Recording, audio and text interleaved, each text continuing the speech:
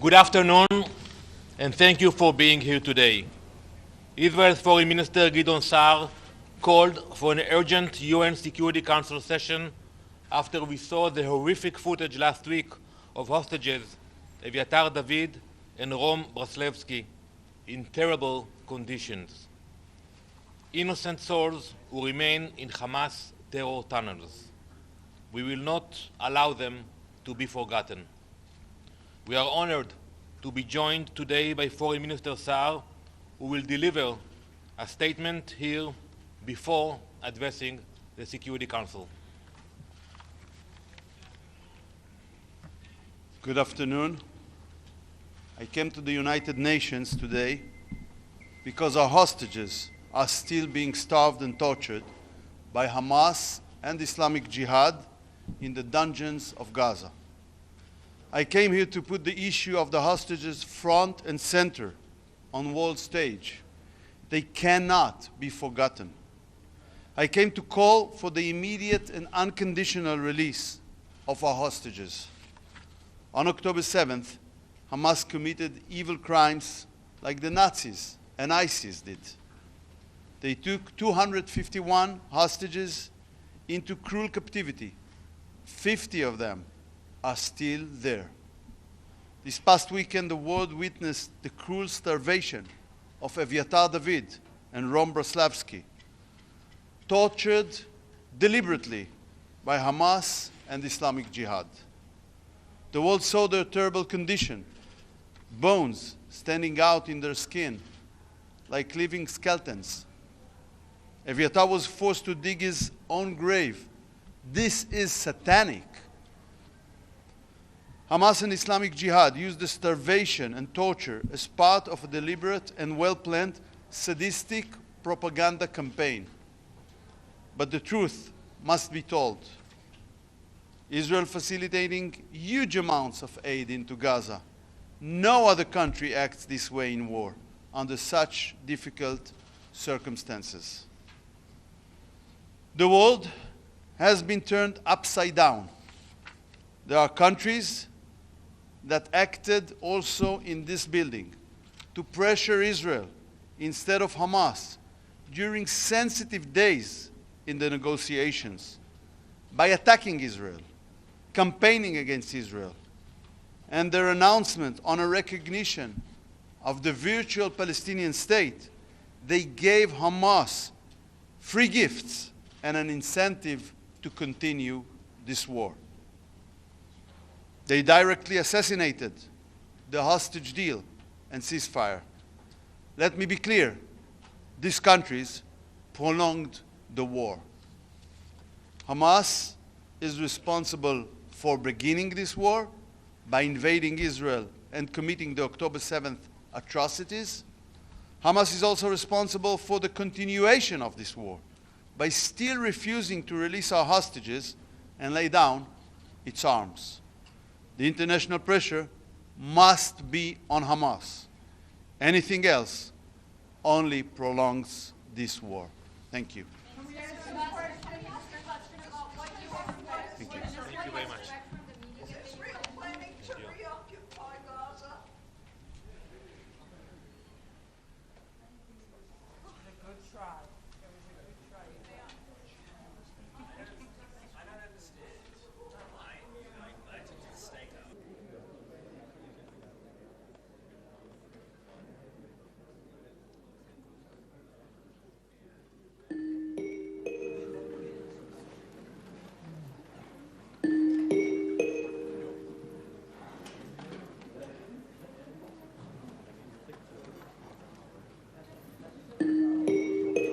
Tranquilo.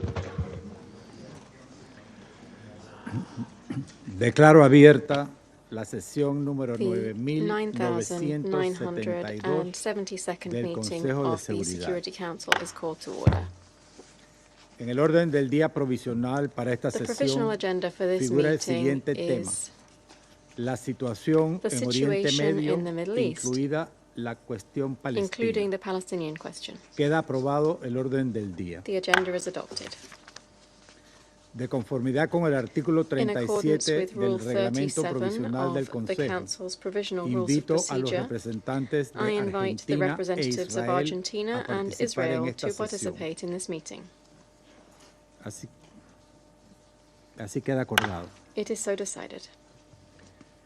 En nombre del Consejo, On behalf of the doy Council, la bienvenida I al welcome Ministro de Relaciones Exteriores del Estado de Israel, Su His Excelencia Gideon Excellency Mr. Saar. Gideon Saar, Minister for Foreign Affairs of the State of Israel. Propongo que el Consejo invite a I participar propose en that the esta Council sesión invite the al representative representante of del the Estado Observador Observer de State of Palestina ante las Palestine to the Naciones United Unidas Nations to de participate conformidad in the con el meeting reglamento in provisional accordance with the y la provisional rules práctica of establecida al procedure respecto. and the previous practice in this regard. Como no hay objeciones, así queda There being no acordado. objection, it is so decided.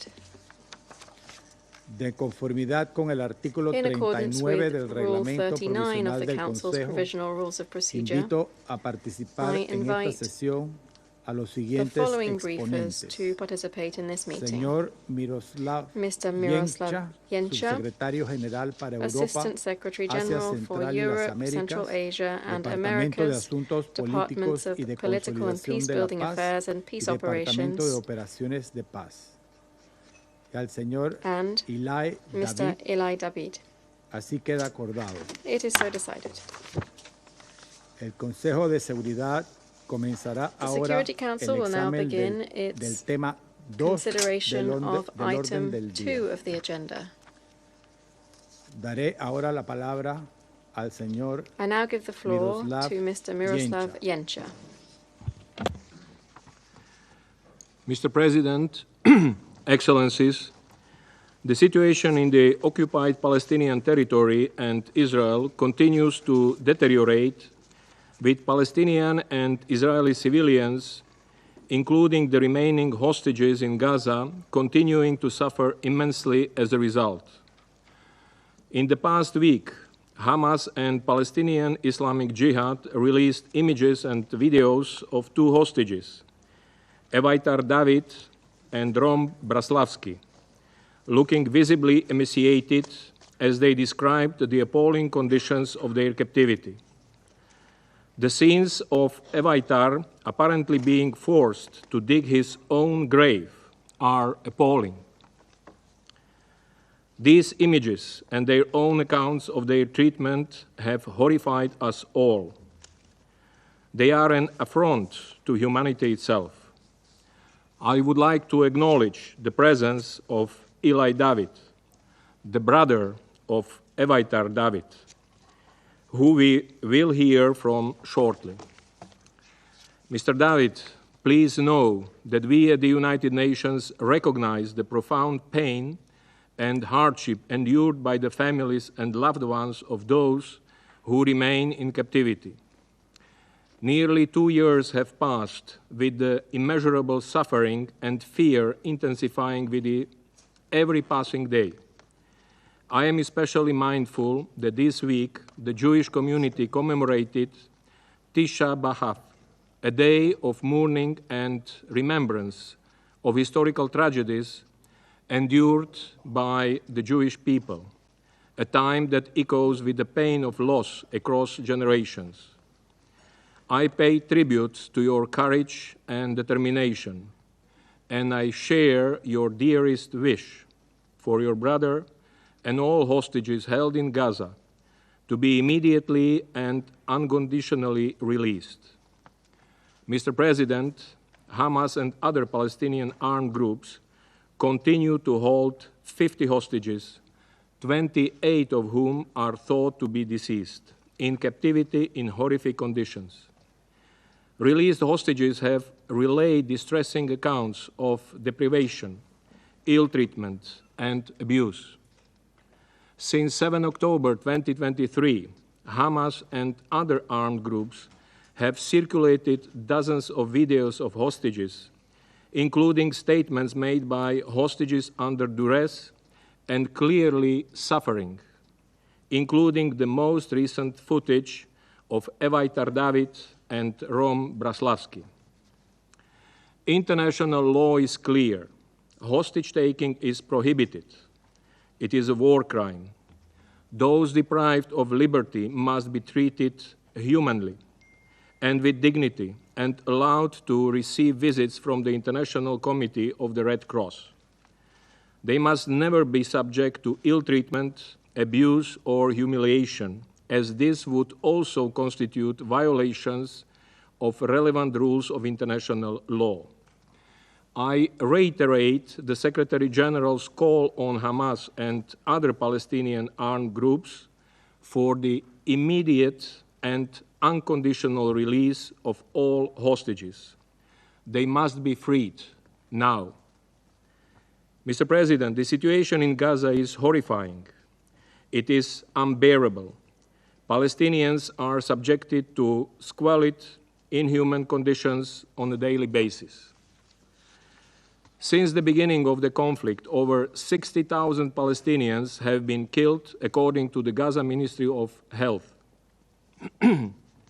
Since the end of May, over 1,200 Palestinians have been killed and over 8,100 injured while trying to access food supplies, including in the vicinity of militarized aid distribution sites.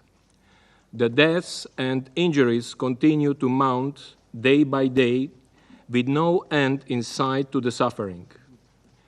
Israel continues to severely restrict humanitarian assistance entering Gaza, and the aid that is permitted to enter is grossly inadequate.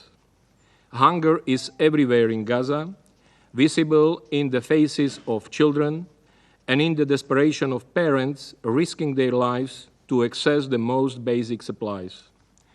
I would like to echo the Secretary General's condemnation of the ongoing violence in Gaza, including the shooting, killing, and injuring of people attempting to get food for their families. International law is clear. Civilians must be respected, protected, and never targeted, or deliberately deprived of food or access to other life-saving aid. Doing so is a war crime. Israel must immediately allow and facilitate a rapid and unimpeded passage of sufficient amounts of humanitarian relief for civilians in need to avert further suffering and loss of life.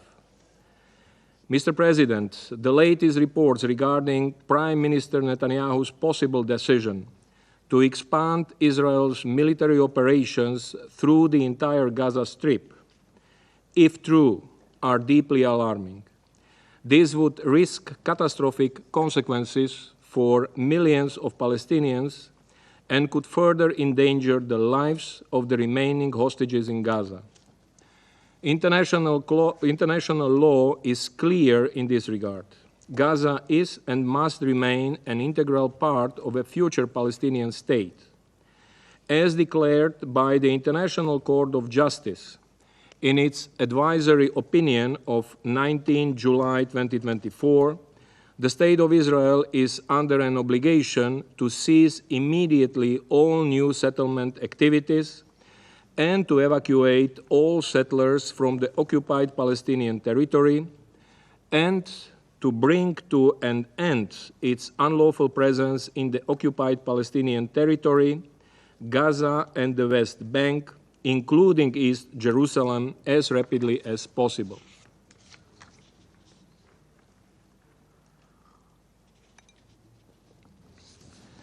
Mr. President, the United Nations has been clear. There is only one path to ending the ongoing violence and humanitarian catastrophe in Gaza: a full and permanent ceasefire, the immediate and unconditional release of all hostages. Life-saving humanitarian aid must flow into Gaza at scale and without obstructions, and civilians must be guaranteed safe, unhindered access to assistance. There is no military solution to the conflict in Gaza or the broader Israeli-Palestinian conflict. We must establish political and security frameworks that can relieve the humanitarian catastrophe in Gaza, start early recovery and reconstruction, address the legitimate security concerns of Israelis and Palestinians, and secure an end to Israel's unlawful occupation and achieve a sustainable two-state solution, Israel and a fully independent, democratic, contiguous, viable, and sovereign Palestinian state, of which Gaza is an integral part, living side by side in peace and security within secure and recognized borders on the basis of the pre-1967 lines, with Jerusalem as the capital of both states. Thank you. Agradezco al señor I Yencha thank Mr. por Yencha la información que nos ha for his proporcionado. briefing. Doy ahora la palabra I now al give the señor floor Eli to Mr. Eli David. Agradezco al señor David por la información. Doy la palabra al señor Eli David. I give the Tiene la floor palabra. to Mr. Eli David. Mr. President, members of the Security Council, distinguished delegates, my name is Eli David, and I am speaking before you today not as a politician or a diplomat, but as a brother. My younger brother, Eviatar David, along with Guy Gilboa Dalal and 48 other hostages, are being held hostage by Hamas in Gaza. Eviatar is the kindest person I know. I learned from him how to be a better son. He is shy, but full of life. He has the soul of a musician. He has played the guitar since he was 10, and we play together every week. I miss his smile, and I miss his hug, and I just want to see him hug my parents. Eviatar was kidnapped from the Nova Music Festival. At the age of 22, he went there to celebrate life, to dance, to enjoy the music he loves. Music is a very big part of who he is.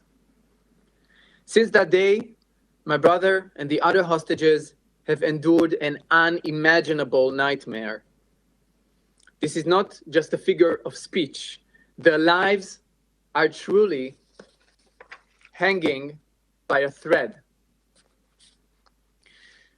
We now know from medical reports and other indications that Eviatar, Guy, and the others are the brink of death. They may only have days left to live. Days. That is how urgent that is. They have each lost nearly half of their body weight. My little brother now weighs only around 40 kilograms. That's just around 90 pounds. Please see this picture of me and my siblings. This is me right here. This is me. My younger sister. This is Eviatar. Look at his smile.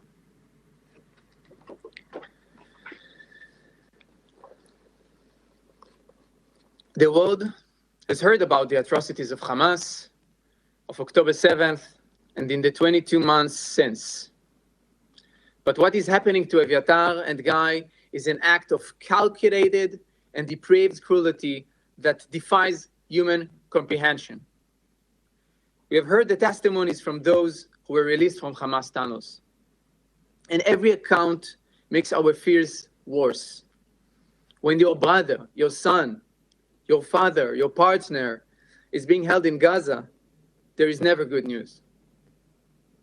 The only thing you can hold on to is that they might still be alive. But even that hope is fading, because the truth is, we don't know how much time they have left.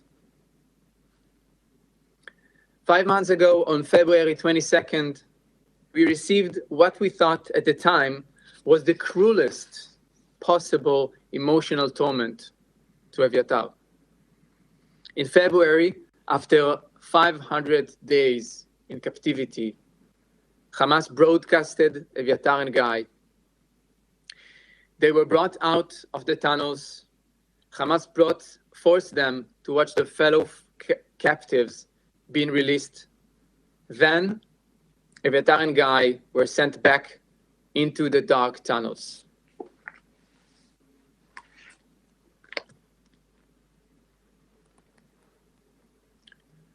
You could see clearly Guy here, right here, and this is Eviatar.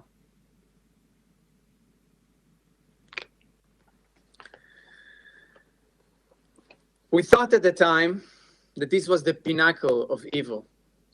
But then, just this past weekend, we received a new video from hell. We were reminded just how much more cruel and inhumane Hamas and its sick partners are. My brother was a living skeleton. He had barely the strength to move or speak. His voice barely recognizable. In that video, my little brother was forced to speak to the world and then actively began to dig his own grave inside a filthy, dark tunnel in Gaza. My mother and I could not even bring ourselves to watch it. We knew that if we did, we would be unable to function. My father and sister, however, felt they had to see him, to hear his voice, to feel him somehow. Now those images haunt them. My father cannot sleep, and my mother has not stopped crying ever since. What would you do if, God forbid, it was your son, brother, partner, father? We are here because we and the other hostage families cannot wait any longer. We need to reunite with them, to hug them, and to feel them close. There are still fathers whose children are waiting for their return. We are all waiting for everyone's return. For us, the mission is very clear and urgent. We must save Eviatar's life and the life of his friend Guy. We must ensure that all hostages are being released immediately and unconditionally. We don't have more time. They don't have more time. And every minute counts. The last video also exposed another horrifying truth. As my younger brother, a living skeleton, was forced to speak and dig his future grave, you can see the chubby and well-fed hand of Hamas terrorists enter into the frame.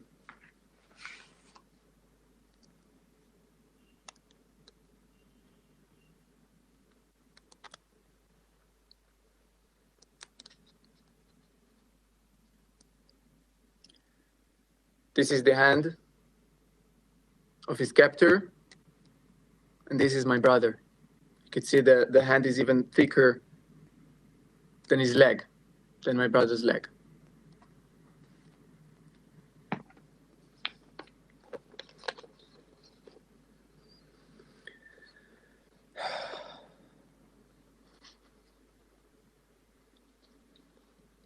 Suddenly,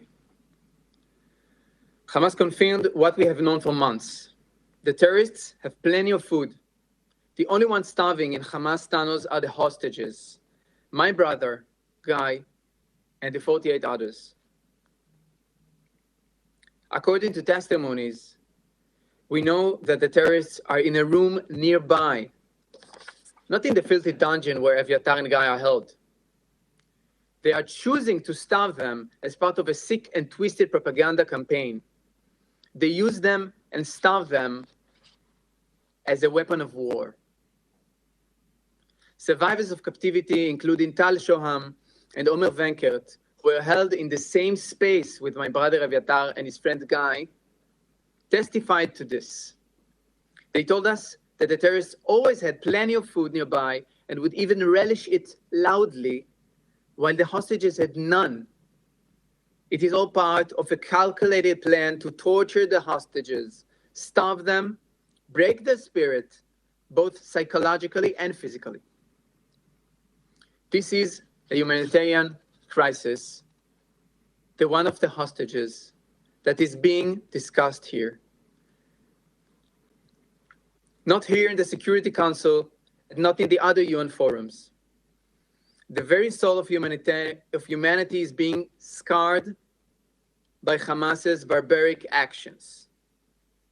We, the family of Eviatar, refuse to give up hope. We are weeping and suffering, but we are also fighting with every fiber of our being. We will not give up until we see him back home, until my mother and father can hug him again.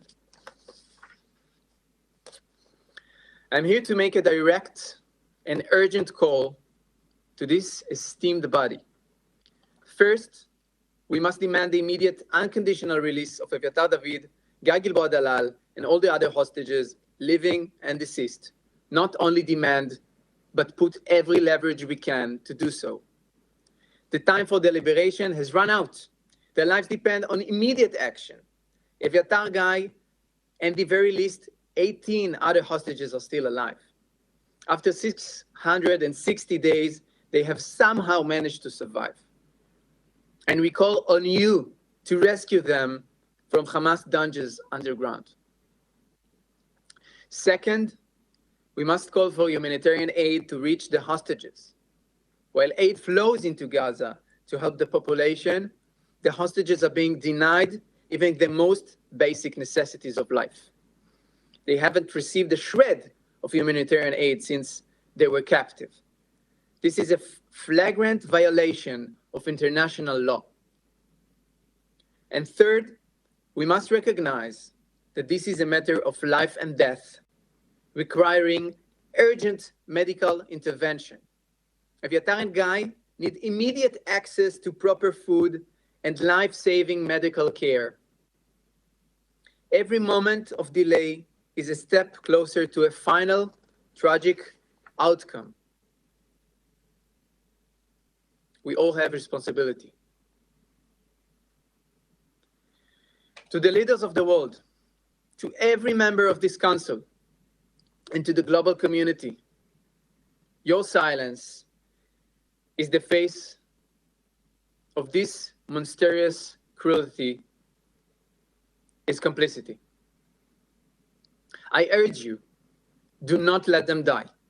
We don't have time. Do not let them spend another minute in darkness, suffering beyond imagination. While we do our part, demanding from the Israeli government to do everything to save the hostages, all leaders should unite to pressure Hamas and its partners. Act now before it's too late. Save Eviatar David. Bring my little brother home. Thank you. Agradezco al señor I David thank por la Mr. David información que for nos ha his proporcionado. briefing. Daré ahora la palabra a los miembros del I Consejo will now give the floor que to those deseen council formular members una who declaración. wish to make statements. Doy la palabra a la I give the representante floor de Dinamarca. to the representative of Denmark. Thank you, Mr. President. Mr. David, I want to thank you for your powerful and courageous testimony today. On behalf of Denmark, I wish to convey our deepest sympathies. What you and your family continue to endure is unimaginable. Your presence here today not only honors your loved one, but also sheds light on the profound human toll of this conflict. I would also like to extend my appreciation to Assistant Secretary Jenka for your briefing, and I welcome His Excellency Foreign Minister Saar, as well as the permanent representative of the Observer State of Palestine, to this meeting. Denmark expresses its sincere solidarity with the remaining 50 hostages who've been held captivity for 669 days. 669 days of waking nightmare, as you said it, Mr. David, deprived of their freedom and dignity, and used as human bargaining chips by Hamas. The recent images showing Rom Blaslavsky and Eviatar David in inhumane states are enormously distressing and should be utterly condemned. We regret that the hostages have not been granted any humanitarian access to address their medical and other humanitarian needs as required under international law. Our thoughts are with them and their families. We re-emphasize that hostage-taking is a war crime, and we reiterate our demand for the immediate, unconditional, safe, and dignified release of all remaining hostages. Mr. President, Denmark firmly condemns the heinous terrorist attacks on October 7 perpetrated by Hamas. The attack resulted in the deliberate targeting of civilians, the killing of over 1,200 people, and the abduction of more than 200 individuals, including women and children. Israel has every right to respond to such a brutal and barbaric attack. However, Israel's response must be exercised in compliance with international law and with full respect for international humanitarian law. This includes the principles of distinction, proportionality, and precaution, which are fundamental to protecting civilian lives. The fight against terrorism cannot come at the expense of the rules that safeguard our shared humanity. Denmark reiterates that any attempt by Israel to annex Palestinian land would be unacceptable and violate international law. What we're witnessing in Gaza is a catastrophic humanitarian situation that is unparalleled in its deprivation of basic human needs and attacks on civilians, civilian infrastructure, and humanitarian personnel. As we've heard from Assistant Secretary General Yencha, more than 60,000 Palestinians have been killed and over 140,000 have been injured. IPC's recent report on food security warns us that the worst-case scenario is unfolding as we speak. Access to food and other essential items and services have plummeted to unprecedented levels, and Gaza is on the brink of a full-scale famine. Civilians are starving, not due to a lack of food, but due to decisions taken by Israel. We cannot continue to let this happen. International law is clear. Humanitarian aid should never be used as a bargaining chip or a political tool.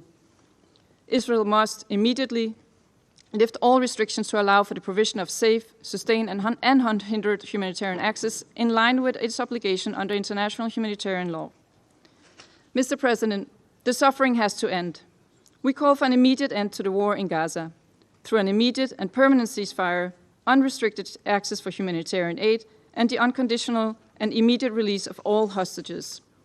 A permanent ceasefire will lay the foundations to help unravel this nightmare unfolding before our eyes, for recovery, for the civilians trapped in this conflict, for the two-state solution to once again take center stage, and for the prospects of peace. These were also the messages that we heard during the high-level conference on the implementation of the two-state solution last week, where Denmark joined the vast majority of member states in voicing our steadfast support to a two-state solution. There is no better path to ending this conflict than two states, side by side, providing just and lasting peace for all, Israelis and Palestinians alike. For that to happen, the violence in Gaza must stop now. I thank you. Agradezco a la I thank representante the de representative Dinamarca of Denmark por su declaración. for the statement. Doy ahora la I palabra now give the floor al representante de China. to the representative of China. President, I thank ASG Yencha for his briefing. I welcome the participation of Foreign Minister Saar of Israel and delegates from Palestine and Argentina in this meeting. I also thank Mr. David for his statement and express my deep sympathy for the suffering your loved ones have endured. We sincerely hope that all surviving hostages will be treated humanely, released at an early date, and reunited with their families without delay. We hope that the trauma caused by this tragedy will be alleviated and healed at an early date. President, the conflict in Gaza has dragged on for almost 2 years, causing unprecedented death and destruction, and bringing unimaginable suffering to civilians in both Palestine and Israel. The ceasefire agreement reached in January this year, if fully implemented, could have paved the way for a lasting ceasefire in Gaza and the return of all hostages to their families. Regrettably, however, the ceasefire has been broken. Hostages remain in captivity, and the suffering continues. We call for an immediate and lasting ceasefire. Israel's military operations have resulted in the deaths of over 60,000 civilians in Gaza, with innocent lives still being lost every day. The harsh reality has shown that military means are not the solution. An immediate ceasefire is the right path to saving lives and bringing hostages home. Recent media reports indicate that Israel has decided to escalate its military offensive and fully occupy Gaza. We express our grave concern of this development. We urge Israel to immediately halt such dangerous actions. We also urge all parties to promptly reach a binding and sustainable ceasefire agreement, and urge countries with significant influence over the parties concerned to act in a just and responsible manner and take concrete steps to help bring about a ceasefire. We call for alleviating the humanitarian catastrophe. The 2 million innocent civilians in Gaza should not be victims of war, nor should they endure further suffering from man-made disasters. Under the current extreme blockade and siege, the humanitarian catastrophe in Gaza continues to worsen, with severe famine looming large. Restricting humanitarian access will only further exacerbate the collective punishment of people in Gaza and make it harder for surviving hostages to access life-saving supplies. Israel must comply with international law, especially the IHL, fully restore humanitarian access and support humanitarian agencies such as the United Nations in delivering aid. We call for revitalizing the two-state solution. The decades-long cycle of conflict between Palestine and Israel has cast a shadow of generations on both sides. Fully implementing the two-state solution and achieving an independent Palestinian state is the only viable path to resolving the Palestinian question and preventing recurrence of similar hostage crises. Last week's high-level international conference sent a strong signal in support of implementing the two-state solution. The international community should jointly oppose unilateral actions that undermine the foundation of the two-state solution and intensify efforts to advance the political process towards its realization. President, China will continue to work with the international community to end the fighting in Gaza, alleviate humanitarian suffering, implement the two-state solution, and ultimately achieve a comprehensive, just, and lasting solution to the Palestinian question so that people on both sides can enjoy peace and happiness. Thank you, President. Agradezco al I representante thank de the China representative of China por su declaración. for the statement. Daré ahora la palabra I now give the floor al representante to the representative de Francia. of France. Monsieur le Président, Mr. President, je remercie le sous-secrétaire général, I M. thank Yensha, pour son the exposé, Assistant Secretary General, Mr. ainsi que Yensha, Monsieur for Eli his David briefing, as pour well son as témoignage Mr. poignant. Eli David for his Je voudrais moving l'assurer, testimony. au nom de I la wish, France, on behalf of notre France, to solidarité assure him et of notre our soutien. solidarity and our support. Je voudrais saluer la présence parmi I nous wish to du welcome ministre des here Affaires the étrangères de Minister l'État of Foreign d'Israël, Affairs of the State M. of Gideon Saar. Israel, Mr. Gideon Saar. Je voudrais également saluer I la also wish présence to de welcome the l'Observateur de presence Palestine. of the Observer of Palestine. Une cruauté abjecte, Abject cruelty, une inhumanité sans limite. Voilà boundless ce qu'incarne le inhumanity. Hamas. That is what Hamas embodies. Les images insoutenables diffusées ces derniers The jours unbearable images that montrant we've des seen in otages recent israéliens days détenus à showing Gaza, Israeli hostages ainsi held que in votre Gaza, témoignage, M. David, together with your testimony, me Mr. rappellent avec David, horreur. remind us La of France horrifying dénonce images. ces méthodes France ignobles et denounces condamne these la vile cruauté du methods traitement and infligé condemns aux the otages par le cruel Hamas treatment et le djihad inflicted on islamique. hostages by Hamas and Nous by pensons avec émotion à votre Islamic frère, Jihad.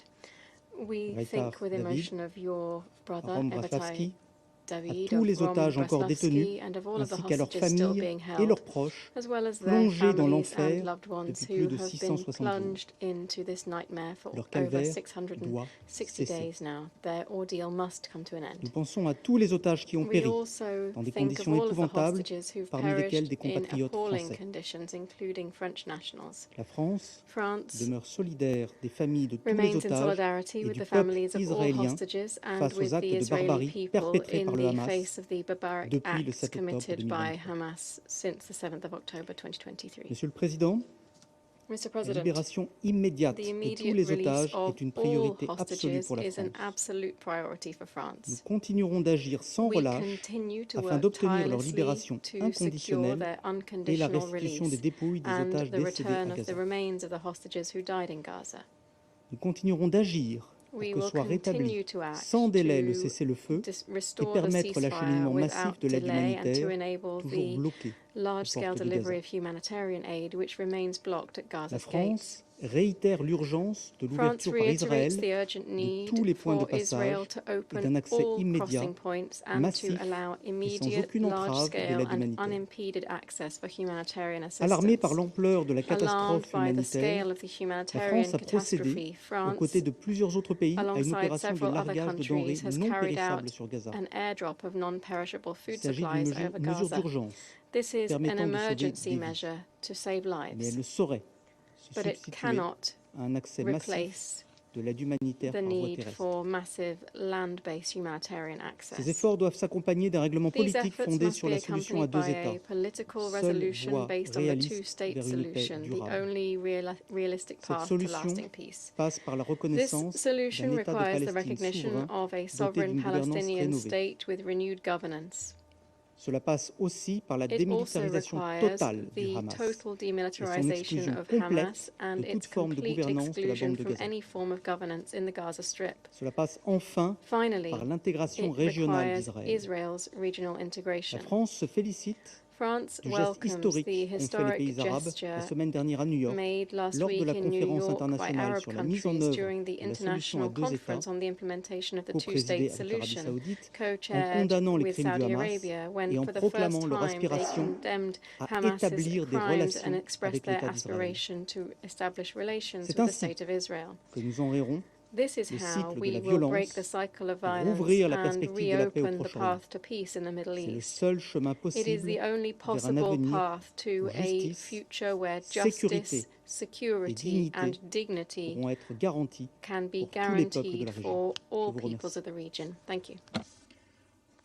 Agradezco al I representante thank de the Francia representative of France por su for the declaración. statement. Doy ahora la I now palabra give the al floor to the representante de representative República of de the Corea. Republic of Korea. Thank you, Mr. President. I thank the ASG Yencha for his briefing and also appreciate Mr. David for sharing his voice with the Council. Also extend my heartfelt sympathy with you and your family. I also welcome the participation of His Excellency Saar, Minister of the Foreign Affairs, and then permanent representative of the Observer State of the Palestine to this meeting. Mr. President, the world is horrified to see the tragedy unfolding in Gaza at this very moment. We are appalled by the fact that Hamas, who committed one of the worst terrorist attacks in recent history, still holds 50 hostages for almost 2 years in utterly inhumane conditions. We also witness every day appalling videos and images in the media of the scores of the bone-emaciated Palestinian civilians who have not been spared from the escalating famine stalking life in Gaza. Reiterating our deepest concern of the deteriorating conditions for the hostages as well as civilians in Gaza and the West Bank, let me stress following 3 points. First, the swift and unhindered delivery of all humanitarian aid should be ensured at scale in full collaboration with the United Nations. Starvation must not be weaponized. We take note of the reports claiming Israel has begun tactical pauses for 10 hours a day in al-Mawasi, Deir al-Balah, and Gaza City. This announcement is better than nothing, but has not improved the hunger situation on the ground. Republic of Korea calls on Israel to open all available crossings, ensure safe and speedy delivery of and access to humanitarian aid. We call on Israel to uphold its commitments and then to expand the humanitarian pauses throughout the Gaza Strip. We also call on Israel to ensure the activities of the UN humanitarian agencies and their partners. Coordination must be limited to essential measures to guarantee their safe work, and there must not be any administrative hindrances. Second, the war in Gaza must end now. Thus, we reiterate our strong support for the efforts by the mediators, including the U.S. We understand that a deal to secure a ceasefire and the release of the hostages is the only viable option for Israel to end the war. While reiterating our condemnation of a heinous acts of the Hamas, the brutality of Hamas does not legitimize the extended and disproportionate suffering of the Palestinian civilians in Gaza. Israel must also faithfully engage in the negotiations, carefully listening to the voices of the desperate families of the 50 hostages still held in Gaza, who are appealing for immediate end to the war. We hope that the mediators will continue their efforts to reach a deal that will lead to a permanent end to the war and release of all hostages. Third, all parties must prioritize peaceful coexistence and mutual recognition in line with the Resolution 2334. This resolution was a cornerstone agreement by the Council based on the urgent need to shift negative trends on the ground. All elements in the resolution must be fully respected. The Republic of Korea fully supports the two-state solution as the only viable path forward. As such, we urge Israel to join the international call to enhance peace, prosperity, and dignity for all in Israel and Palestine. I thank you, Mr. President. Agradezco al I thank representante the de la representative of República the de Republic Corea of Korea por su for the declaración. statement. Daré ahora la palabra I now al give the floor representante to the de Argelia. representative of Algeria. Mr. President, I thank you for convening this meeting. I also thank ASG Jenka for his briefing, and we listened attentively to Mr. Eli David as he shared his personal account concerning the fate of his brother who remains in captivity in Gaza.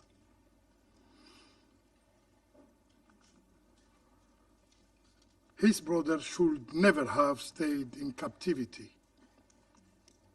if the ceasefire in Gaza was not abruptly breached by the Israeli occupying power. Let us be clear. Algeria does not stand idle before the suffering of humankind. Wherever pain works, our conscience works with it. For us, the call of humanity is not a choice. It is a sacred duty.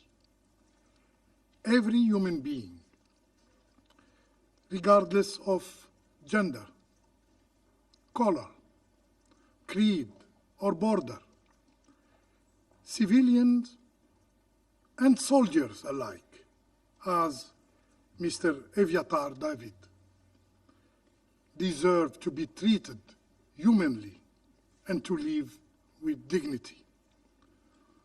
We do not weigh lives on scales of interest. There are no double standards in our moral compass. What we ask for the Palestinian people, we ask for all people. And Algeria holds the right to food as sacred. It's not a privilege, it is a right enshrined in Article 25 of the Universal Declaration of Human Rights. The right of everyone to an adequate standard of living, a right to food, a right to dignity, a right to life. We have long warned of the catastrophe in Gaza. We have echoed repeatedly the plights of a Palestinian starving people. We have joined the calls made by nearly every voice on earth, except except a few. And today, this meeting is called by the Israeli occupying power, who blatantly denied the famine in Gaza. The same occupying power that cut off food, water, electricity, and medicine in Gaza. The same power that on July 29th was condemned by United Nations experts. They said it plainly, and I quote, Israel's acts in Gaza are barbaric. Government officials may be committing crime under the Rome statutes, extermination by starvation, end of quote.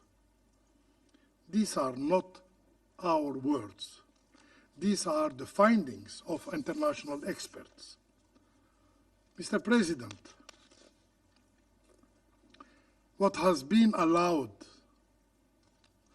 very recently into Gaza as humanitarian relief is a drop in an ocean of need.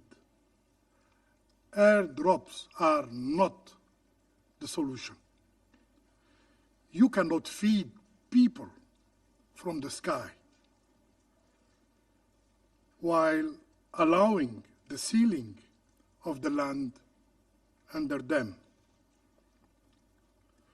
The Israeli occupying power must open all crossing, all roads, all lifelines. This is not a request. Let me be clear. Humanitarian access is a legal obligation under the Geneva Conventions. It's not a favor. It is not negotiable. It cannot be used as a bargaining chips in exchange for those held in captivity. The IPC has spoken.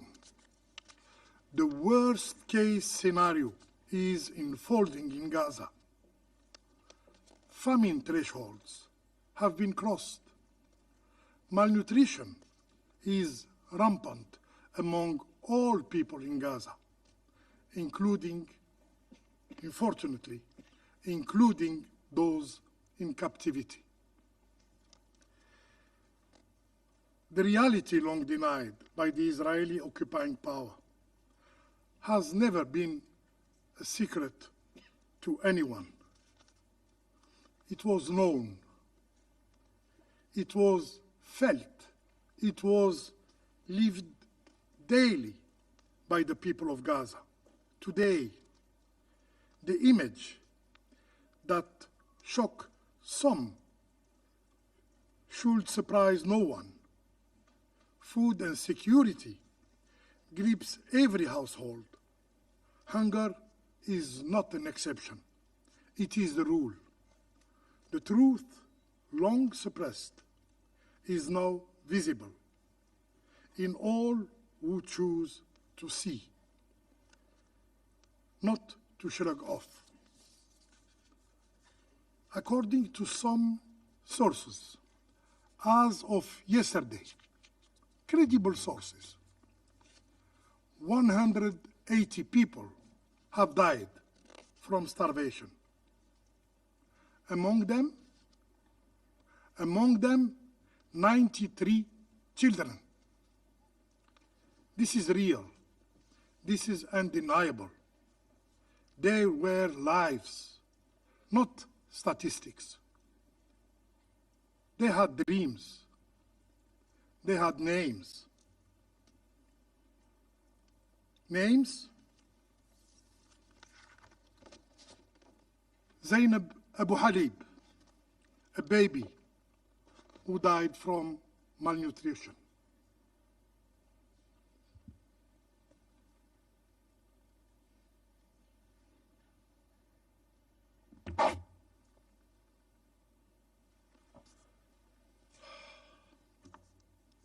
Misk al-Madhoum, a child suffering from malnutrition.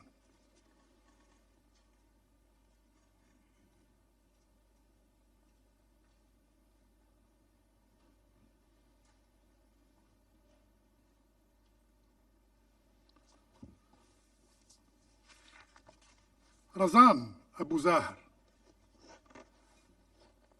who died of hunger.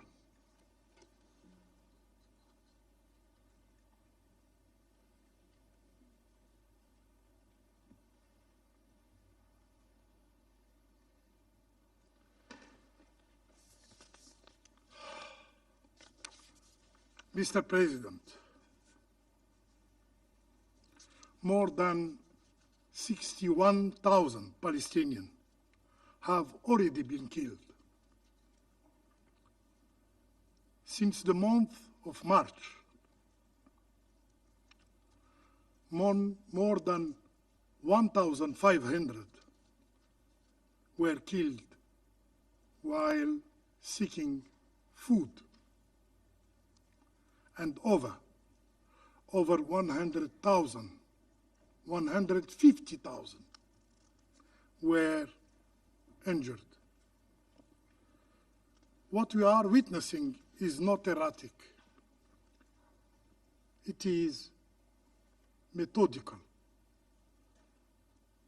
Call it what it is. Genocide. Genocide.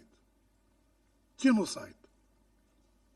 As described by Israeli voices, by David Grossman, by Guy Chalet, and others, as seen by humanitarians on the ground, as felt by the whole world, and still some denied it.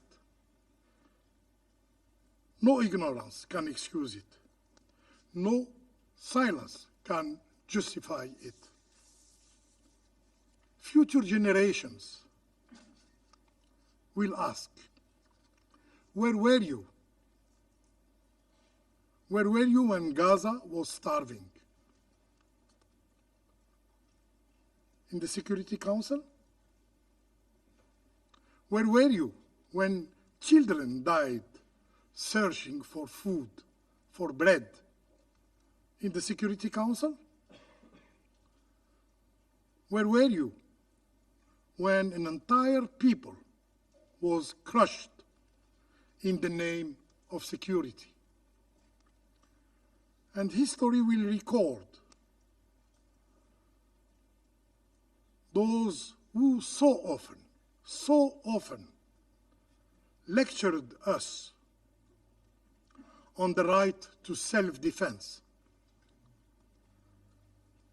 Those who denied the crime were complicit. Those who stayed silent were witnesses of shame. Mr. President, injustice must never be normalized. It cannot become the new ordinary. That's why we call firmly and repeatedly for a ceasefire, to save lives, to save hopes, to save dreams not yet dreamed.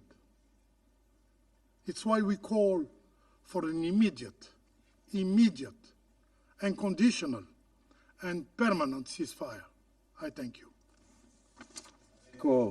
Al representante I thank de the Argelia representative por su of Algeria declaración. for the statement. Daré ahora la palabra I now a give la the floor to the representante del Reino representative of the Unido. United Kingdom. Thank you, President. I'd like to start by thanking ASG Yenka for your briefing. I also want to express my gratitude to Eli David for his powerful advocacy in support of his brother and for the hostages in Gaza. I want to reassure Mr. David through the Israeli delegation that the UK stands with your family and the families of all those who have suffered due to Hamas' inhuman and cruel actions, including British citizen Ditsa Orr, whose son Avinatan remains in captivity.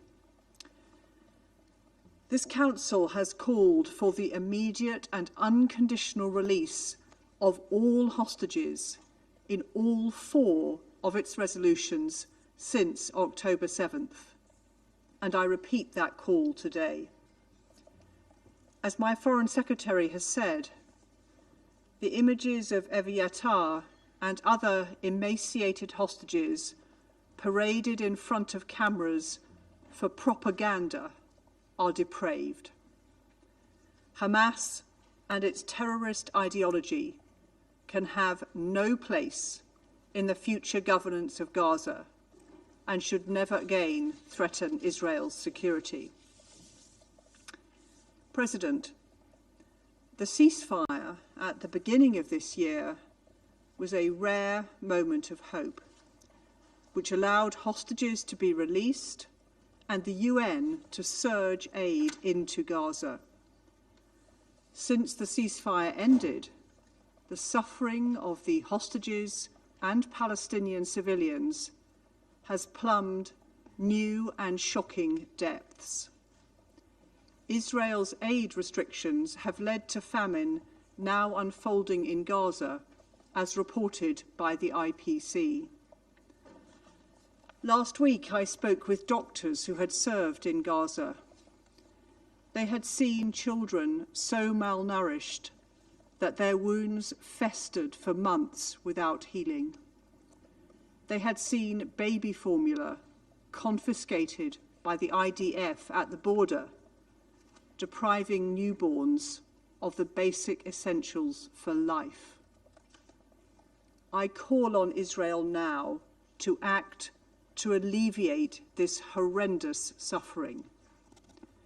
We need to see restrictions on aid delivery lifted in line with the principles of humanity, impartiality, neutrality and independence. And the UN must be able to operate safely and at scale. We also call for all land routes to be opened for essential supplies, including food, baby formula, medicine, fuel, and clean water. We call for Israel to ensure the protection of civilians, medics, and aid workers. And we are appalled that another Palestinian Red Crescent worker was killed this week by an Israeli strike on its headquarters. Israel must investigate this and other similar incidents. President, as I said, the ceasefire earlier this year showed what can be achieved when there is political will. And last week's two-state solution conference showed what can be achieved when the international community comes together. We urge the parties to reinvigorate their efforts to secure a ceasefire deal and an end to the conflict. As my Prime Minister set out last week, the UK is ready to play its full and historic part in achieving a plan which ends the bloodshed, brings the hostages home, and lays the foundation for a Palestinian state. Statehood is the inalienable right of the Palestinian people and is essential to the long-term security of Israel. I thank you. Agradezco I thank a la the representante del representative Reino of the Unido por United su Kingdom for the declaración statement. y doy ahora la And I now palabra give the floor al to the representante de representative of Sierra Sierra Leone. Leone. Thank you, Mr. President. I thank Assistant Secretary General Minister Saar for his important briefing. And I also commend Mr. Eli David for his courage in sharing his testimony today and for his relentless advocacy on behalf of the hostages since the abduction of his brother. To Mr. David, the families of all hostages, and all victims of this conflict in Gaza. We extend our deepest sympathies and solidarity.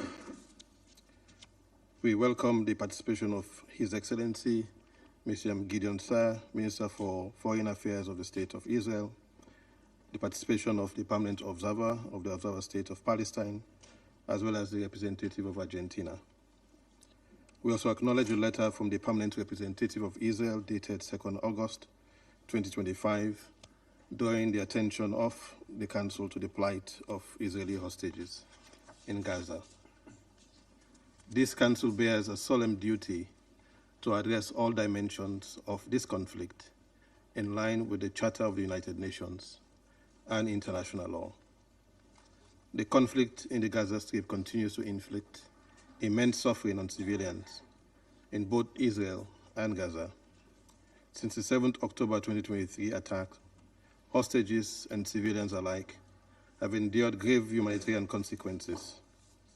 The abduction by Hamas and other armed groups of 250 hostages, men, women, and children as young as 9 months, as well as old as 85, constitute a flagrant violation of international law, including international humanitarian law. Sierra Leone condemns these and all acts of violence against civilians, regardless of identity or location.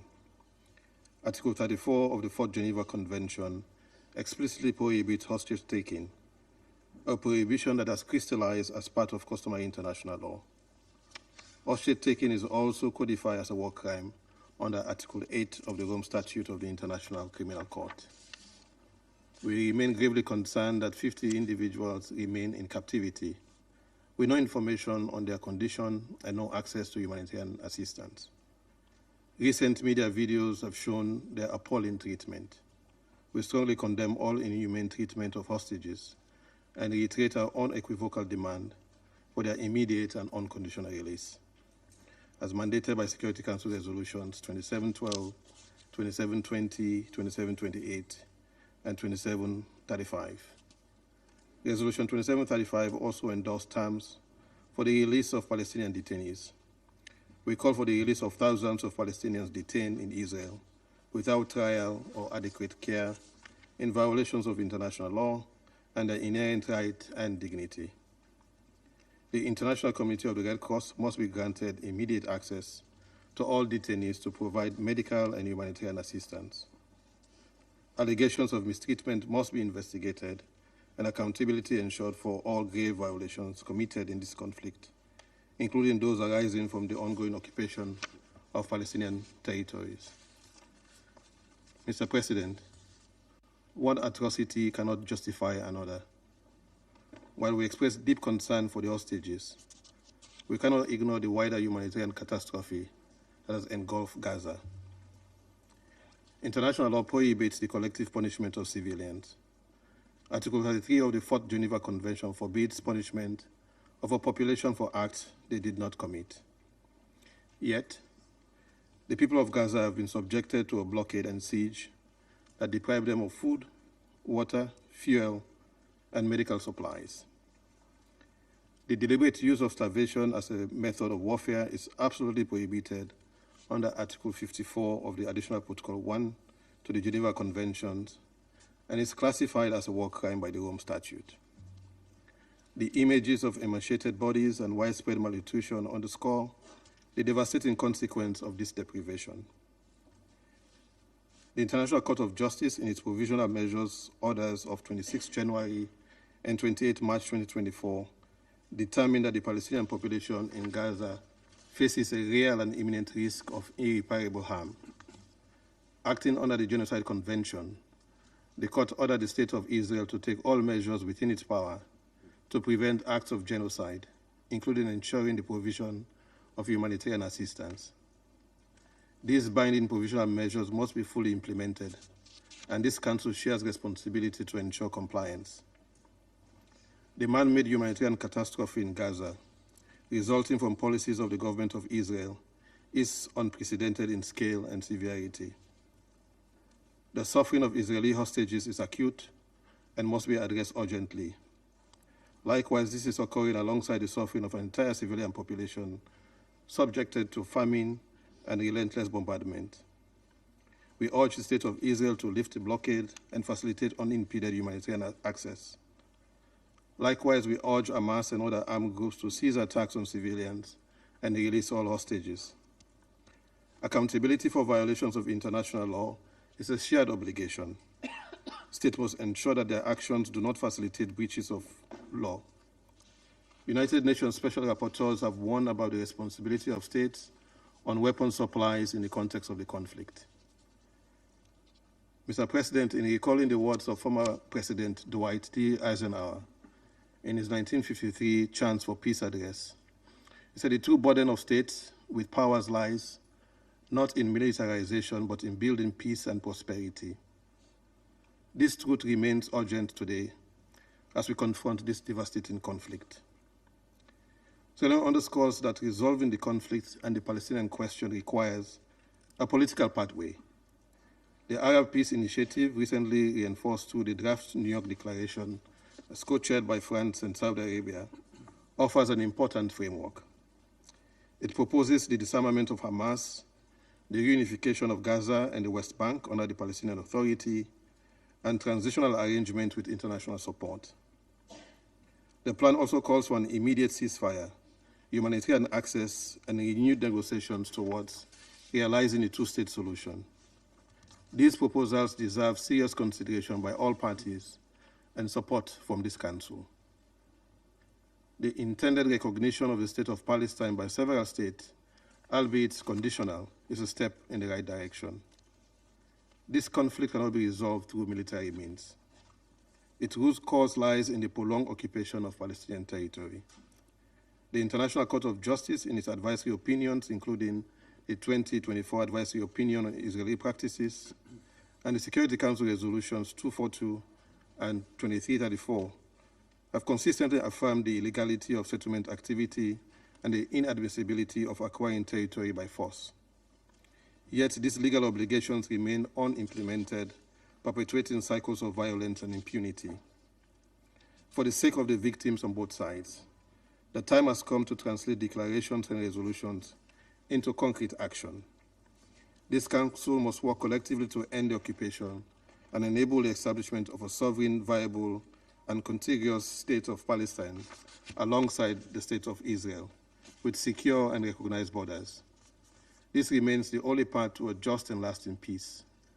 Sierra Leone welcomes all diplomatic effort to advance this goal. In closing, Mr. President, we must reiterate that the suffering of one side cannot justify the suffering of the other. As Article 1 of the Universal Declaration of Human Rights states, and I quote, "All human beings are born free and equal in dignity and right. They are endowed with reason and conscience and should act towards one another in a spirit of brotherhood," and you can add sisterhood. Both Israelis and Palestinians deserve to live in dignity, security, and freedom. The veil of impunity must be lifted. It is now time for decisive action to end this conflict and bring about a just and lasting peace. I thank you. Agradezco al I thank representante the de Sierra representative of Leona Sierra por Leone su for the declaración statement. y doy la palabra I now give the al floor representante to the de representative of Pakistán. Pakistan. Mr. President, we join colleagues in thanking Assistant Secretary General Miroslav Zhencha for his briefing. We also listened with deep empathy to Mr. David's statement and sincerely hope for the safe and swift reunification of his family and all others still held in captivity. The taking of hostages is a clear violation of international law and totally unacceptable. Hostages must be released. Among other things, this was a clear demand in the draft resolution of the Security Council presented by the E10, including Pakistan in June. At the same time, let us be clear on the gravity of the overall situation on the ground. And it is not just we here in the Security Council or the wider membership in the General Assembly who are watching and who are worried. The entire world is watching in disbelief. Civilians have suffered the brunt of Israel's war on Gaza. Nothing can justify the indiscriminate killings, the starvation of an entire population, the collective punishment of a besieged people. These actions are not only morally indefensible, they constitute grave breaches of international law, including the Geneva Conventions, and stand in flagrant violation of binding measures issued by the International Court of Justice. Mr. President, the humanitarian catastrophe in Gaza continues to escalate at an unprecedented scale.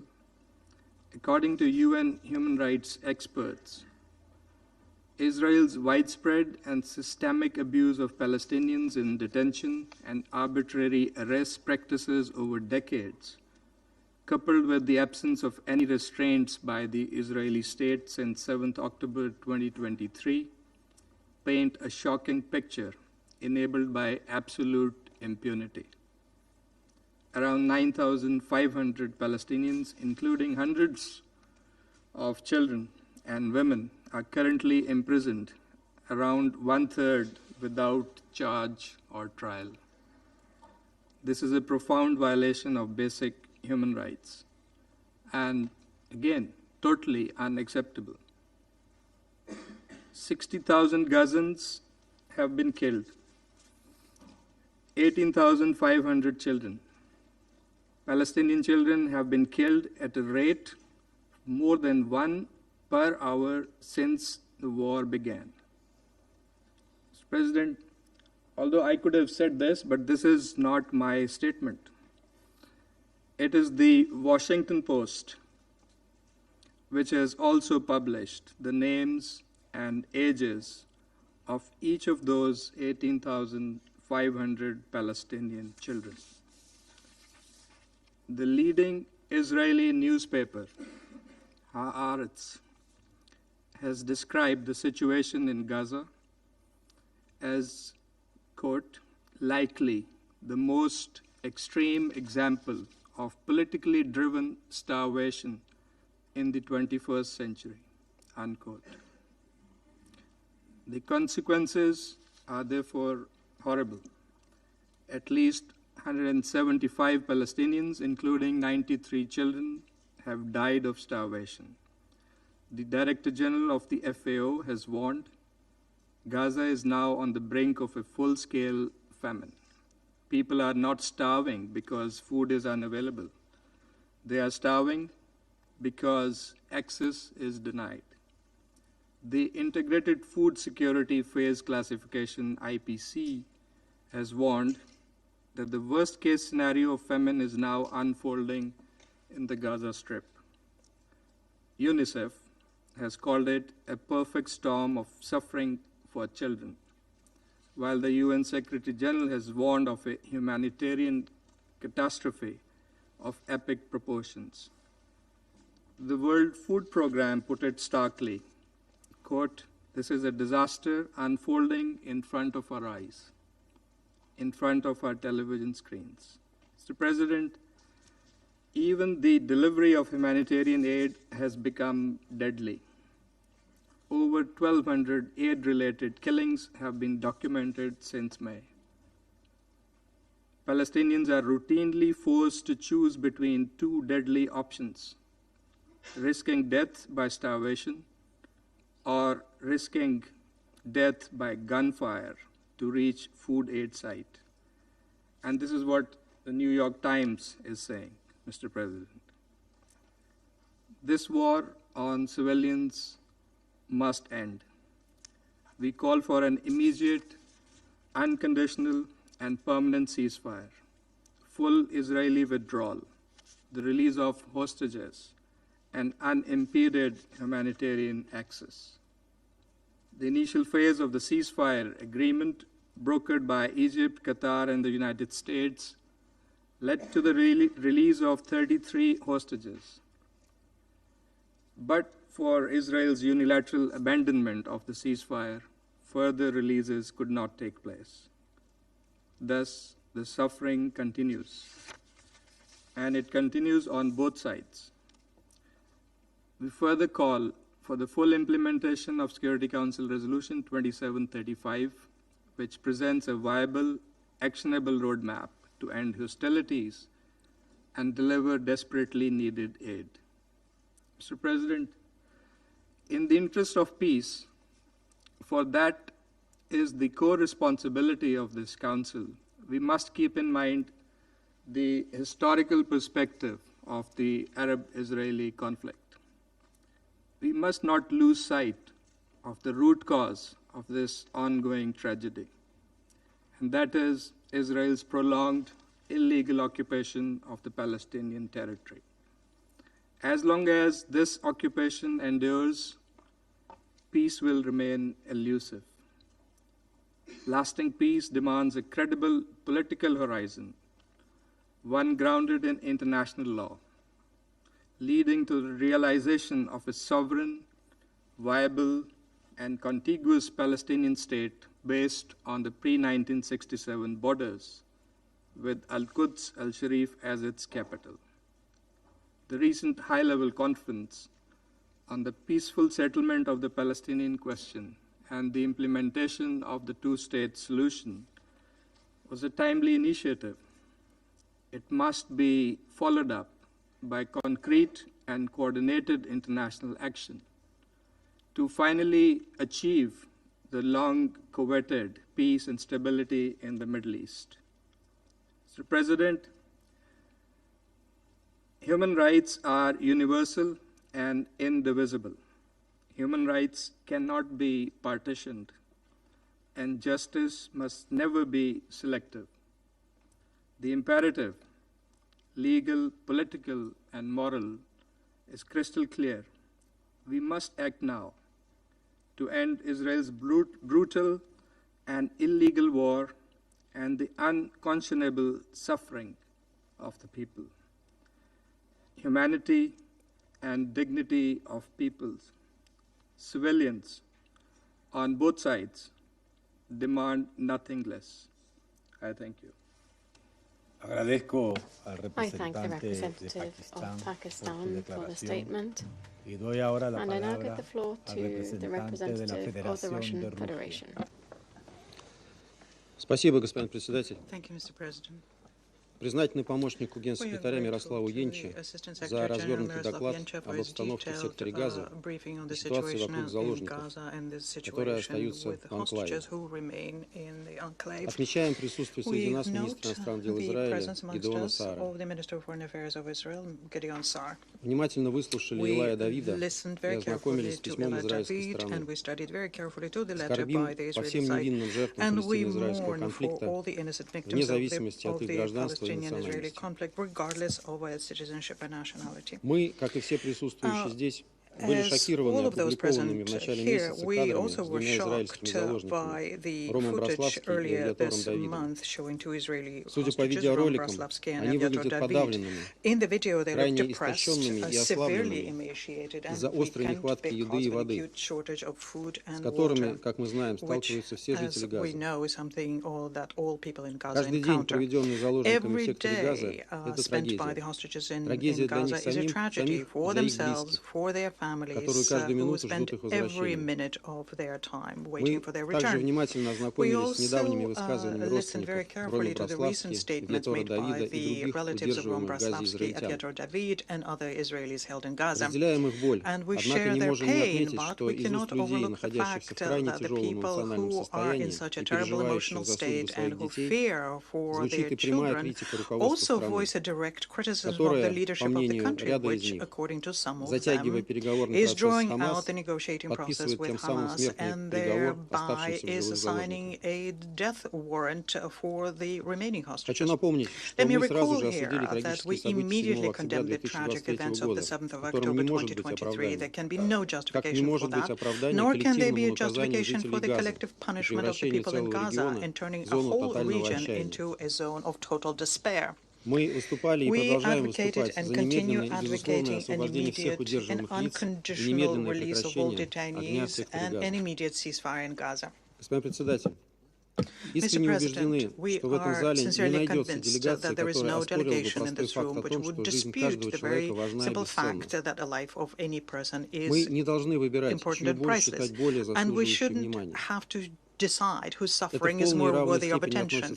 This applies equally to the Israelis in captivity and to the peaceful Palestinians who, for now 670 days, have been essentially suffering the bombardment by Israel. At the time when the whole world watched the terrible footage of Rom-Braslavsky and Viator David with horror, from Gaza we received shocking data about the fact that since the 1st to the 2nd of August, 180 people died there.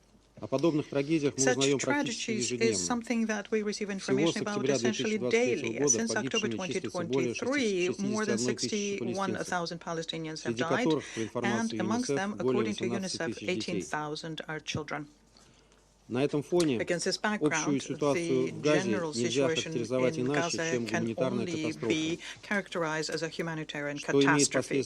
And this has consequences not just for the Gazans, but also for the Israeli hostages. Palestinians themselves are dying in the enclave, not only as a result of air bombs or artillery shelling, but also because of widespread hunger and disease outbreaks. According to the World Food Programme, every third Palestinian is going hungry for several days in a row. The grim statistics of the victims of hostilities and the lack of hunger is compounded by the dead and wounded as they line up for food rations at the sites of the so-called Gaza Humanitarian Foundation.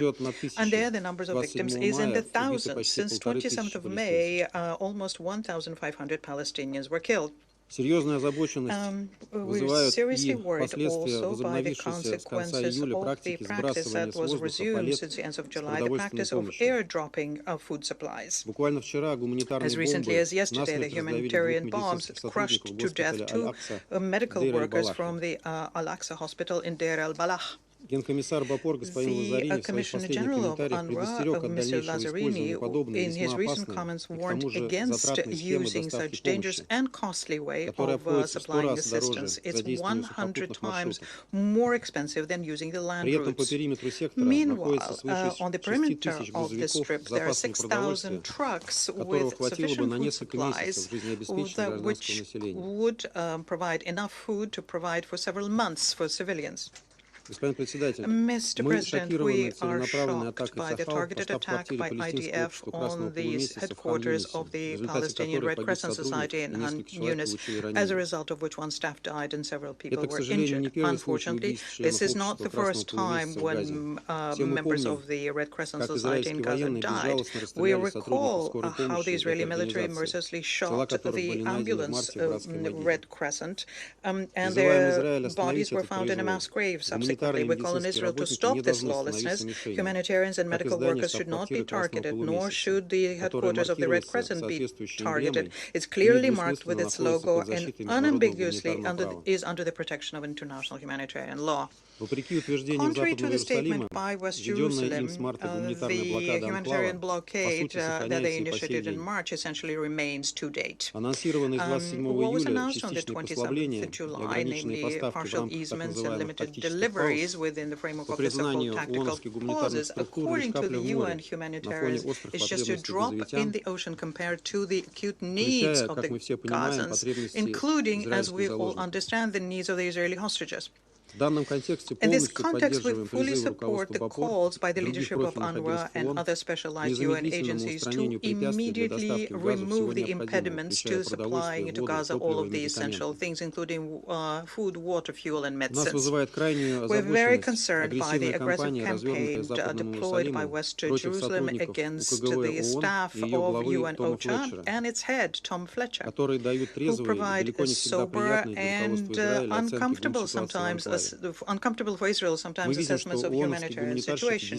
We can see that humanitarians are trying to analyze it comprehensively and find some ways of easing the plight of Palestinian civilians.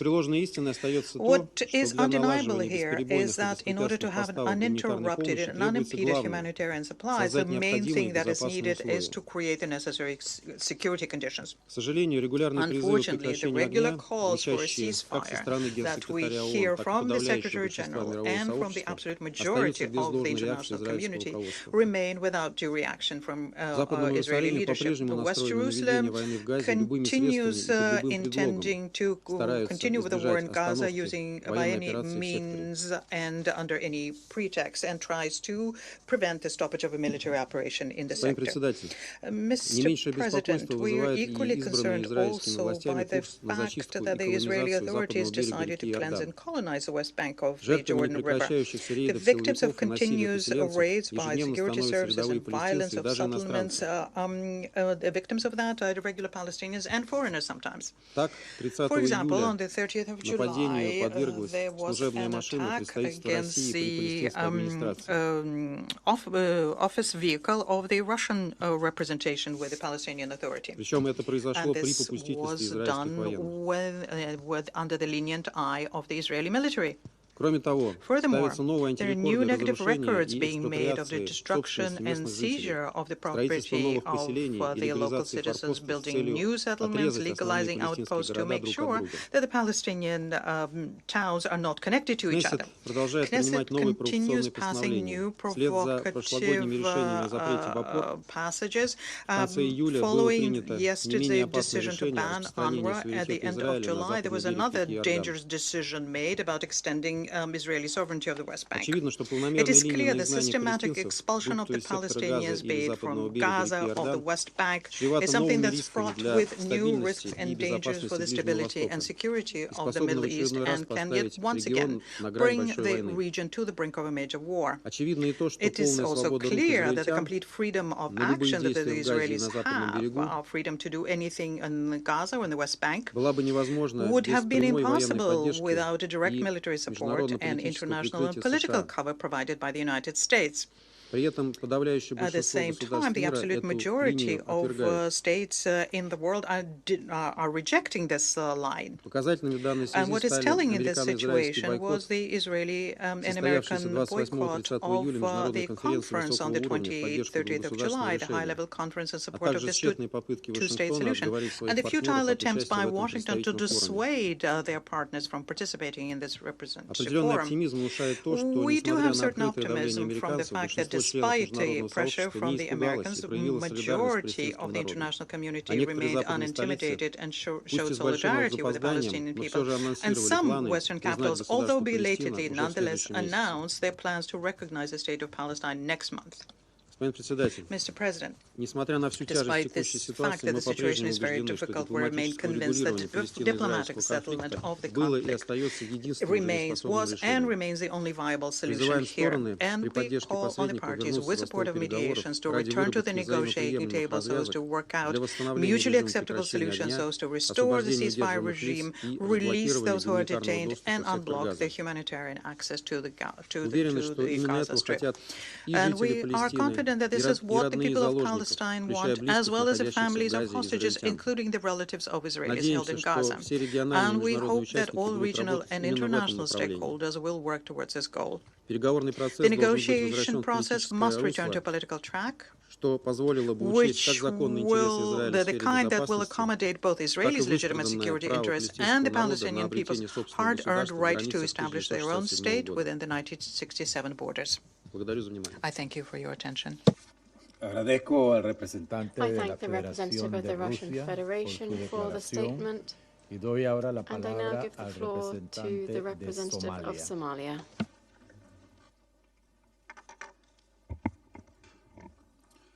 Mr. President, I thank you for convening this important meeting, and I also appreciate ASG Yanka for his valuable briefing. And I also take note of the testimonies shared today by Mr. David and sympathize with the suffering and endured by all families in this conflict, and we heed our call to act now and to bring an end to this devastating conflict. A conflict where just over the past weekend, bombardments have intensified across the Strip, including areas where displaced families sought safety and refuge. A conflict which had made clear that there is no safe place in Gaza. A conflict where continued military operations in a densely populated areas have led to immense civilian suffering and destructions. The longer this conflict continues, the greater the humanitarian tragedy and the further away from the prospect of peace. Starvation is now a present and expanding reality for many. Somalia stresses that the use of starvation as a method of warfare is unacceptable and prohibited under international law. Access to water, food, electricity, and healthcare remains extremely limited. The humanitarian response is constrained by insecurity and restricted access. My delegation reiterates its call for an immediate and lasting ceasefire. We also call for the full, safe, and unhindered delivery of humanitarian aid, including opening all crossings and lifting the siege on Gaza. We recognize and commend the vital role the UN humanitarian agencies play in providing life-saving assistance under exceptionally challenging conditions. Their efforts are indispensable to alleviating suffering and must be supported and protected. We also express concern about the recent Israeli actions at Jerusalem Holy Site, which challenges the established status quo and risk increasing tensions at this sensitive site, potentially undermining efforts toward peace and stability. We call for respect of existing agreements and exercise restraint to preserve calm and foster conditions for meaningful dialogue. Mr. President, Somalia emphasizes the imperative to protect all civilians and uphold international humanitarian and human rights law. We reiterate our call for the immediate release of all civilian hostages and detainees. Respect for civilian life and adherence to international legal standards must guide all actions without exception. We are also concerned by escalating violence in the West Bank, including settler attacks and home demolitions. Lasting peace cannot be achieved while such violations persist. There is no military solution to this conflict. The root cause of the crisis lies in decades of occupation and the denial of the Palestinian people's right to self-determination. In this context, my delegation reaffirms its unwavering support for the inalienable rights of the Palestinian people, including their right to self-determination and to establish an independent sovereign state of Palestine with Al-Quds al-Sharif as its capital, in accordance with relevant UN resolutions and the Arab Peace Initiative. My delegation supports the efforts facilitated by Qatar, the United States, and Egypt aimed at ending the violence, protecting the civilians, and opening a genuine political horizon. My delegation reaffirms its commitment to the two-state solution as recently pledged at the high-level conference co-organized by Saudi Arabia and France. We also underscore the importance of the unification of Gaza and the West Bank under a single legitimate Palestinian authority, as well as the urgent need for a comprehensive plan for Gaza's reconstruction. My delegation remains firmly committed to the principles of international law, the UN Charter, and to the cause of peace, justice, and dignity for all people in the Middle East. The people of Gaza and all those affected by this conflict deserve nothing less than for us to act now and to give peace a chance, and for our collective resolve and compassion. I thank you, Mr. President. Agradezco al I representante thank de the representative of Somalia for the statement, y doy la palabra and I a now la give the floor to the representante de representative Estados of the Unidos. United States. Thank you, Mr. President. And Thank you, Assistant Secretary General Miroslav Yencha, for your briefing, and I welcome the Israeli Minister of Foreign Affairs at this meeting. And I thank you, Eli David, for your courage in sharing your story. The pain and grief that you and other families of hostages have faced at the hands of Hamas is unfathomable. And the United States stands with you and will continue to work to free all of the remaining hostages, living and deceased. Colleagues, the horrific videos of hostages, Evyatar David and Rom Braslevsky, filmed by the terrorist groups Hamas and Palestinian Islamic Jihad, should shock and appall the world. The footage of these two young men, tormented, starved, emaciated, is not only a reminder of the evil that Hamas and Palestinian Islamic Jihad represent. It also makes more clear than ever that the Security Council and the international community must stop pressuring Israel and instead impose maximum pressure on Hamas to immediately release all 50 hostages that they continue to hold captive. The hostages abducted on October 7th have now suffered for 668 days. These videos show Evyatar David, a 24-year-old kidnapped by Hamas from the Nova Music Festival, with an appearance his own family described as a living skeleton buried alive, being forced by his terrorist captors to dig his own grave. Rom Braslevsky, a 21-year-old abducted from the Nova Festival, is pictured in similarly dire conditions. The United States has made clear that freeing the hostages is our priority, along with ensuring Hamas disarms and no longer rules Gaza.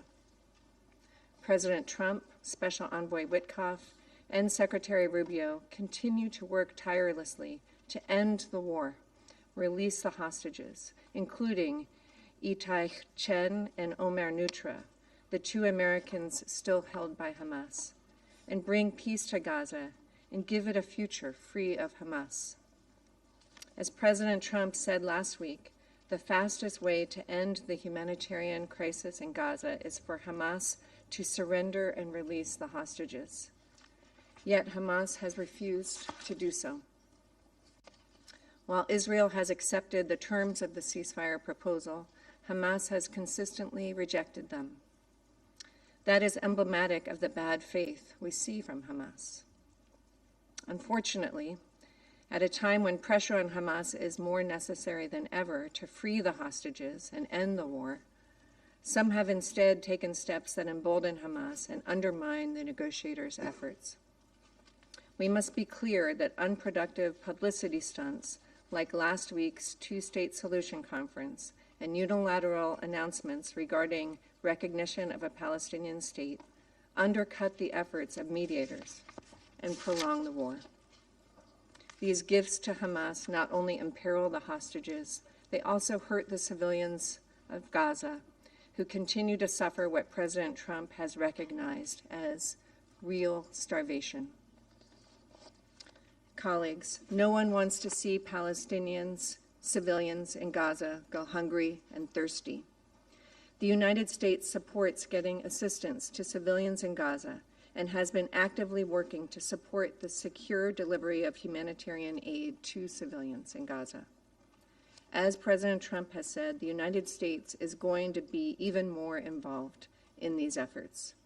On Friday, Special Envoy Witkoff and Ambassador Huckabee traveled to Gaza, where they met with the Gaza Humanitarian Foundation and other agencies and visited GHF aid distribution sites. The GHF recently announced reaching the milestone of delivering more than 100 million meals directly to civilians in Gaza. On Sunday alone, the GHF reported delivering more than 1.5 million meals at its distribution sites. We recognize the important actions Israel has taken to facilitate the increased flow of aid into Gaza. Those who have professed concern about the reported risk of famine should join the United States in supporting the GHF's work in securely delivering food to civilians in Gaza. It is essential that our humanitarian response help those civilians without benefiting Hamas.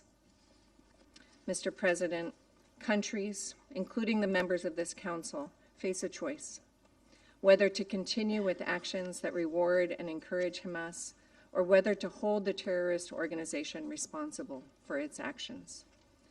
We should all be able to agree that the hostages must be freed without further delay, and that Hamas can no longer rule Gaza and must disarm. The hostages must be returned home, and Palestinians in Gaza must be allowed to begin a new chapter free of Hamas. President, we have once again heard members here make allegations of genocide. These allegations are politically motivated and categorically false. They are part of a deliberate, cynical propaganda campaign as Hamas attempts to win symbolic victories to compensate for total defeat in war. The United States refutes these allegations entirely. The United States fully supports Israel's right to defend itself against Hamas's terrorism. Israel has taken numerous measures to limit harm to civilians and to address humanitarian needs.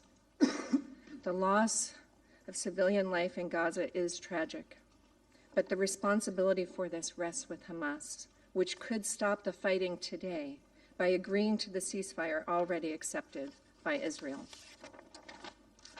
And with respect to recent reports of deaths of Palestinians near GHF aid distribution sites, I would say that the GHF has stated that recent reports of deaths near their distribution sites are false. The most recent tragedy occurred near UN convoys after they passed through the Zakim crossing. The UN continues to turn down the GHF's offers to collaborate and coordinate efforts. We mourn the loss of all innocent lives and agree that more assistance needs to safely reach those in need. And we encourage all to support the GHF's efforts. President, in closing, the United States calls upon all countries to join together and say with one clear voice that Hamas must immediately surrender, release all the hostages, both those living and those who have already been murdered at the hands of Hamas, and allow this war to end. I thank you.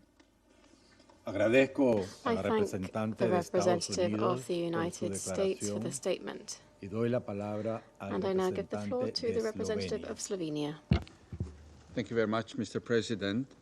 And also we thank Assistant Secretary General Jenča for his briefing, and we acknowledge the presence of Foreign Minister Saar and the permanent representative of the State of Palestine in the meeting. We thank Eli David for sharing his deeply personal testimony. The images of your brother, Avatar, which were published days ago, are simply horrifying. And we feel and we share the pain, unbearable pain of your family. We strongly condemn Hamas and Islamic Jihad for their cruelty towards the hostages. All images coming from Gaza these days of hostages and of malnourished children shock us to our core. They remind us of the unacceptable suffering of civilians 1 year and 9 months into this war. And our public keeps asking what else needs to happen in Gaza for the world to move and stop this war. Slovenia reiterates today its call for the immediate, unconditional, and dignified release of all hostages. This has been our call from the beginning. International law is clear. Hostages taking is prohibited.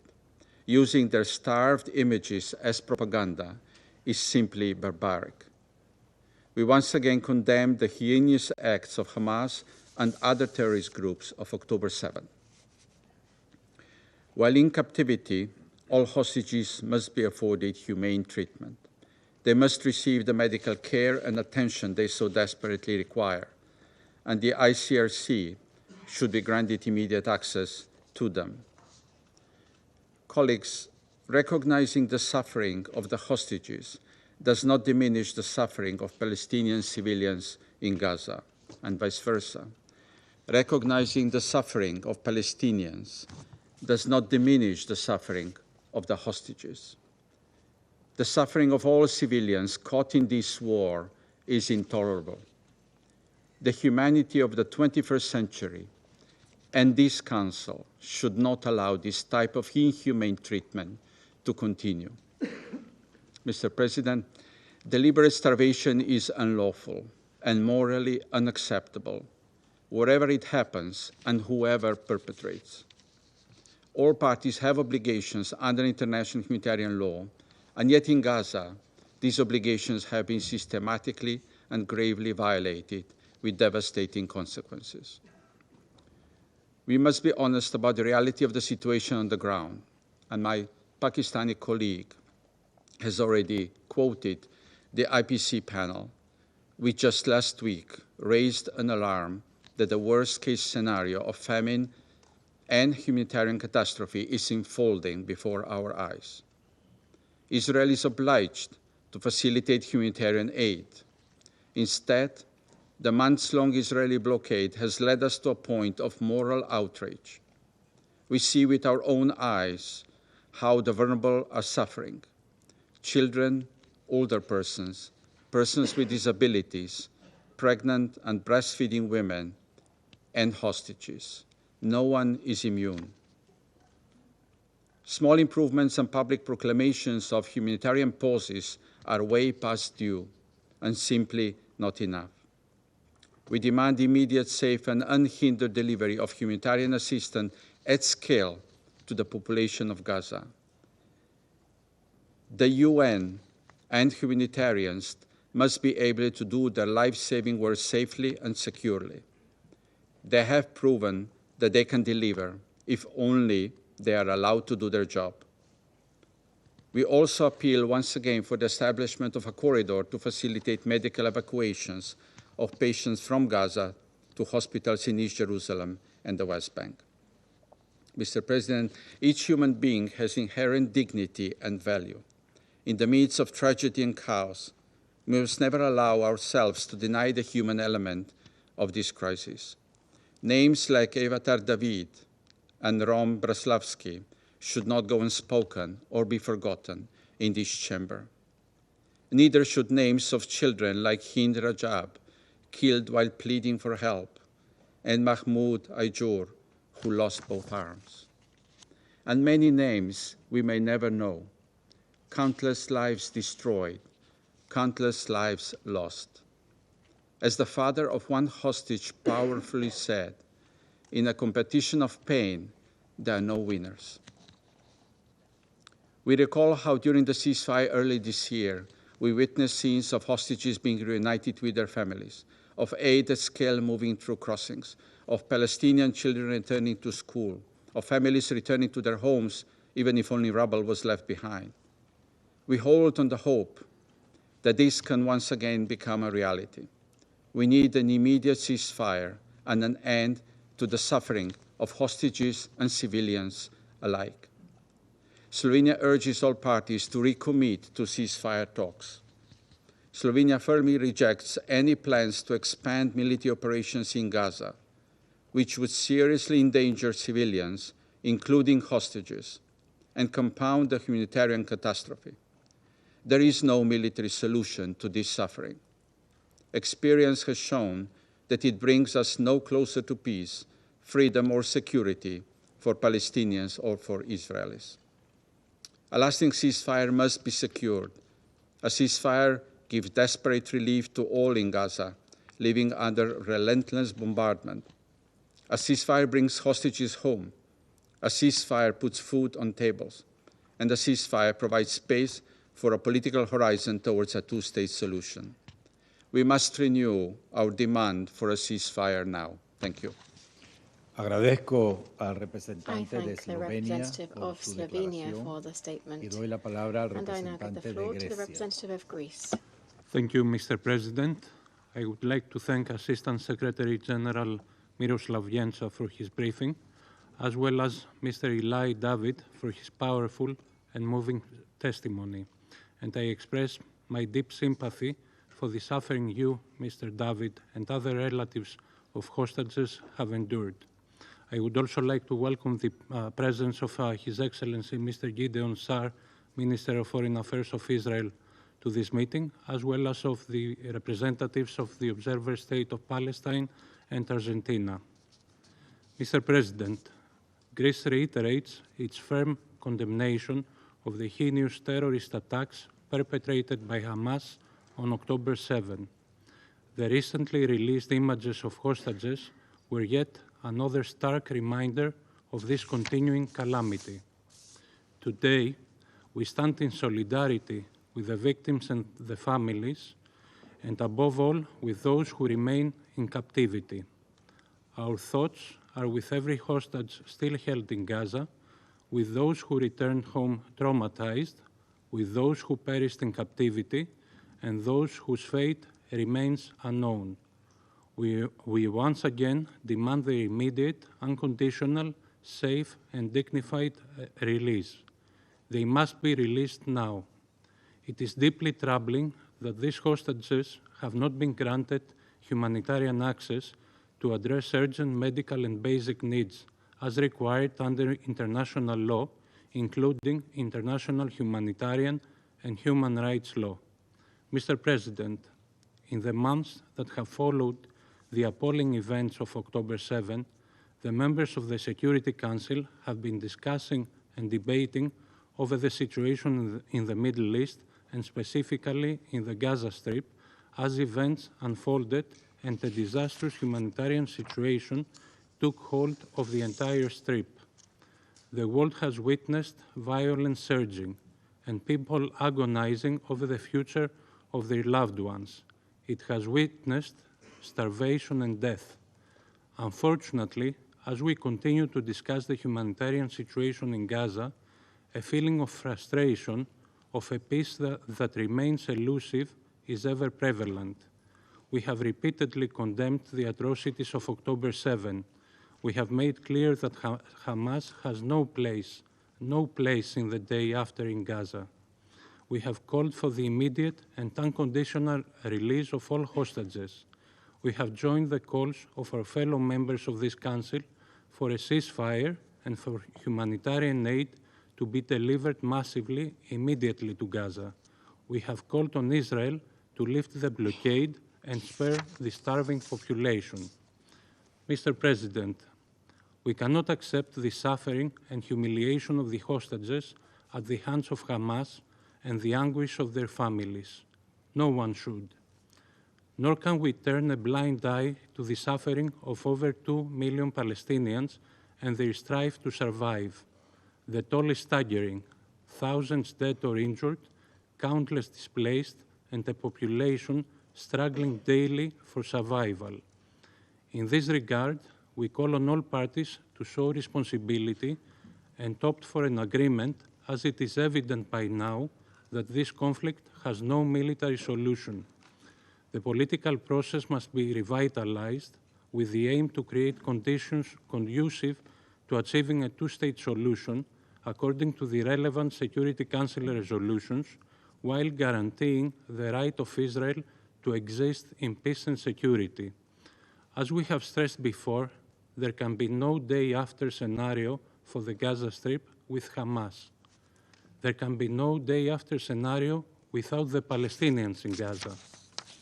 Forced displacement of the population from the occupied Palestinian territories would amount to a grave violation of international law, would jeopardize the regional stability and security, and would undermine the prospect of a two-state solution, as would any other actions that run counter to this objective.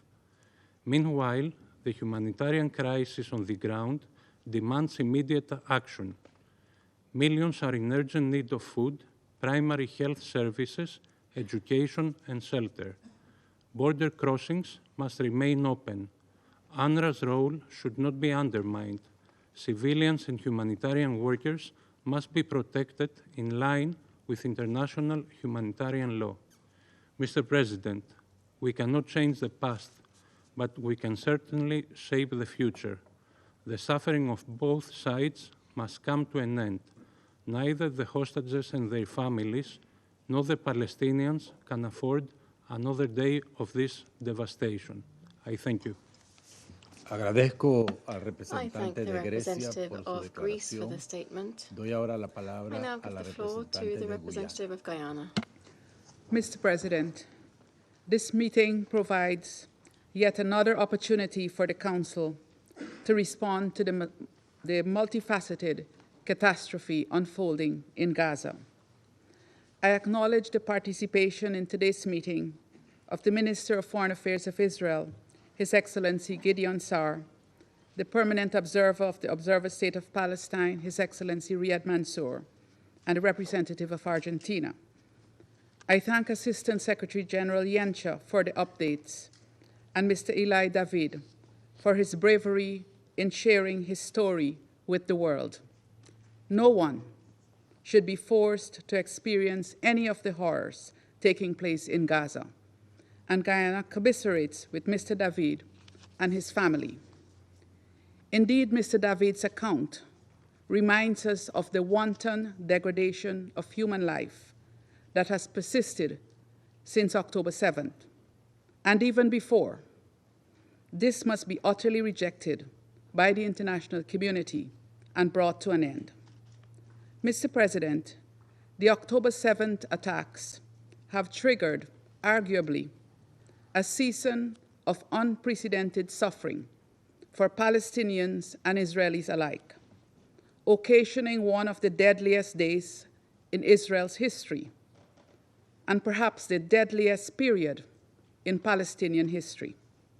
Guyana reiterates its condemnation of the October 7th attacks on Israel, as well as the disproportionate response by the Israeli Defense Force and the collective punishment inflicted on Palestinians, which continues today, almost 2 years later. The urgency of a ceasefire and of the need for a resolution of the present crisis cannot be overstated. We support the efforts of Egypt, Qatar, and the United States to that end. A comprehensive response is required that addresses all elements of the situation. Compliance with international law, including international humanitarian law and international human rights law, is central to an ultimate durable solution. In this context, Guyana reiterates its unequivocal call for the unconditional release of the remaining hostages, in keeping with resolutions adopted by this Council, as well as its condemnation of the continued captivity of Israeli and other nationals in Gaza. The taking of hostages is a violation of international law, as stipulated in Common Article 3 of the Geneva Conventions, and should not be used as a bargaining chip to extract concessions. Perpetrators of this crime must, therefore, be held accountable. Additionally, Guyana calls for the prompt removal by Israel of ongoing restrictions on and impediments to the delivery of humanitarian aid at scale throughout Gaza, which have led to famine, disease, and death throughout Gaza. This Council should not countenance the denial of critical relief for human suffering under any pretext. It would be an abomination for the international community to continue to allow innocent people, least of all innocent children, to starve while in the sight of food. This Council has a duty to act urgently and collectively to bring this war to an end and to hold all parties accountable for violations that have ensued. Further, the ongoing displacement of Palestinians, both in Gaza and the occupied West Bank, must also be urgently addressed in recognition of the inalienable rights of Palestinians to a homeland and of the imperatives of a just and lasting peace, and having regard to relevant decisions of the International Court of Justice. The international community should spare no effort to safeguard the prospects of a viable two-state solution, as mandated by the relevant United Nations resolutions, including an end to the occupation of Palestinian lands. The two-state solution remains the essential core of a just and lasting peace between Israelis and Palestinians and the broader Middle East. Mr. President, in closing, Guyana underscores that collective political will makes all the difference. Hence, at this nadir of the war in Gaza, as we witness the worst of inhumanity inflicted on Gazans, we, this Council, must muster the collective political will to act decisively, comprehensively, and effectively. We must begin with a demand for immediate, unconditional, and permanent ceasefire in Gaza, for an end to the violence in the occupied West Bank, for the immediate and unconditional release of all hostages, for an end to the humanitarian siege in Gaza, for the release of all Palestinians arbitrarily detained in Israel, and action to bring about a just, permanent, and comprehensive resolution of the Palestinian question. This is the only way to ensure true peace and security for Israel and for all its neighbors. I thank you. Agradezco a la I representante de thank the Guyana representative of por su Guyana for the declaración statement. y a continuación formularé una I shall now make a declaración statement en calidad de in my representante capacity de la as the República de representative Panamá. of the Republic of Panama.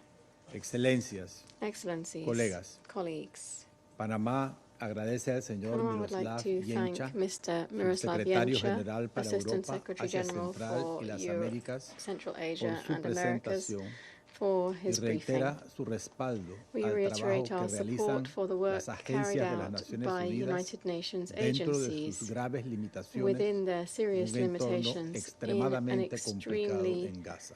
challenging environment in Saludamos Gaza. la presencia We de su welcome the excelencia, presence el of His ministro de Excellency, the Relaciones Exteriores Minister de of Israel, Foreign Affairs así of como el Israel, representante as del well Estado as the observador de representative of the Palestina Observer State of y del Palestine representante de and the Argentina, representative que of nos Argentina, distinguen hoy con su who honor participación. us today with their participation. Panamá extiende un Panama reconocimiento especial extends special al señor recognition to Eli Mr. David, Eli David, hermano de the Eviatar brother David, of uno de Eviatar los David, rehenes aún one en of cautiverio, the que hostages también still nos held in distingue hoy con su captivity, who participación. also honors us today with his Valoramos presence. su valentía We value al his alzar la voz bravery in en nombre de su raising familia his voice y de on behalf of tantas his otras family que and continúan on behalf viviendo of so many en others la who angustia de la continue espera to por sus live seres in the queridos. anguish of waiting for their A loved usted ones. y To a you toda la familia de and los to all of the rehenes, families of the Panamá les hostages, transmite Panama su solidaridad conveys y its respeto. solidarity and respect. Panamá ha manifestado Panama de forma reiterada has su repeatedly profunda expressed preocupación its deep por la concern catastrófica situación que over the enfrenta catastrophic toda la sufrida situation población faced by que the está entire actualmente en la suffering franja de Gaza. population currently in the Gaza La Strip. triste realidad que The viven los sad rehenes reality a endured partir de by los the inhumanos hostages ataques since del the 7 de inhumane octubre, attacks on the de lo que 7th se of October, estima que al menos of which it 50 is personas estimated that at siguen least cautivas, 50 individuals remain in permanecen, captivity, de las cuales se cree que unas 20 and podrían around estar 20 con of vida, whom are believed to permanecen be alive, después de continues after 669 días aún en 669 manos de Hamas. days still in the hands of Eso Hamas. constituye una manifestación This extrema constitutes an de extreme crueldad manifestation deliberada, of la cual deliberate hemos cruelty, condenado de which manera we enérgica en esta sala have strongly y condemned in condenamos this hoy chamber una and vez which más. we today condemn once Los again. actos de Hamas hacia los The rehenes, actions of Hamas que towards the incluyen la hostages, privación de including the alimentos, deprivation el of food, aislamiento prolongado, prolonged isolation, utilizados sádicamente como instrumentos de presión y propaganda, sadistic e use, incluso la difusión sadistic use of forzada these de as instruments videos of pressure and propaganda, conforman and un even intento the forced calculado dissemination of de quebrar videos su amount to a voluntad, calculated como attempt un to break intento de their will amedrentar, and to representan además una intimidate. violación They del represent derecho a violation internacional of humanitario. international humanitarian Las law. recientes imágenes The recent desgarradoras harrowing de Rom images of Braslavsky Rom y Eviatar Braslavsky David and Eviatar no son David solo el reflejo are de una not merely tragedia reflections individual. of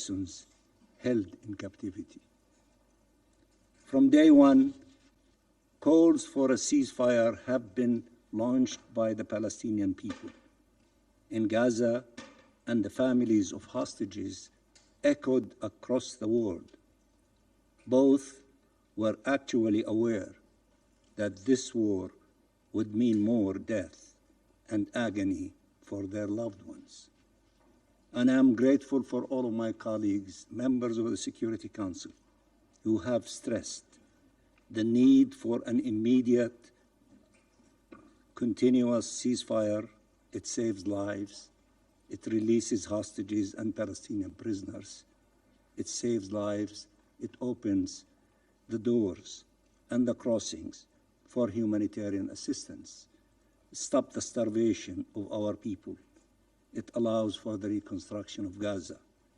It gives peace a possible chance. It gives all of us hope. I am very grateful for all of you who have stressed on these fundamental principles, and it is in your hands, since you are entrusted by the Charter of the UN to maintain international peace and security, to succeed in implementing your resolutions, and above all, to succeed in beginning with having an immediate ceasefire. Our call remains unchanged nearly 670 days later. End this Israeli war of massacres and starvation against our people. Release the hostages and prisoners. Enable immediate, unimpeded humanitarian aid to Gaza, including by the UN humanitarian system, including UNRWA, and secure full Israeli withdrawal from Gaza so that the Palestinian government can assume sole governance and security responsibilities with regional and international support, and we can begin immediately the recovery and reconstruction process based on the internationally endorsed Arab OIC plan and move towards finally ending this illegal occupation and achieving a just peace. Yet, in direct contradiction with the calls of Israeli hostages' families and by hundreds of former Israeli military leaders, what is Israel's answer to this worldwide call? Let's occupy all of Gaza. Let's annex Palestinian land. Let's displace the Palestinian people. Mr. President, the Israeli representative sent a letter calling on the Security Council to address violations of international law that need to be condemned.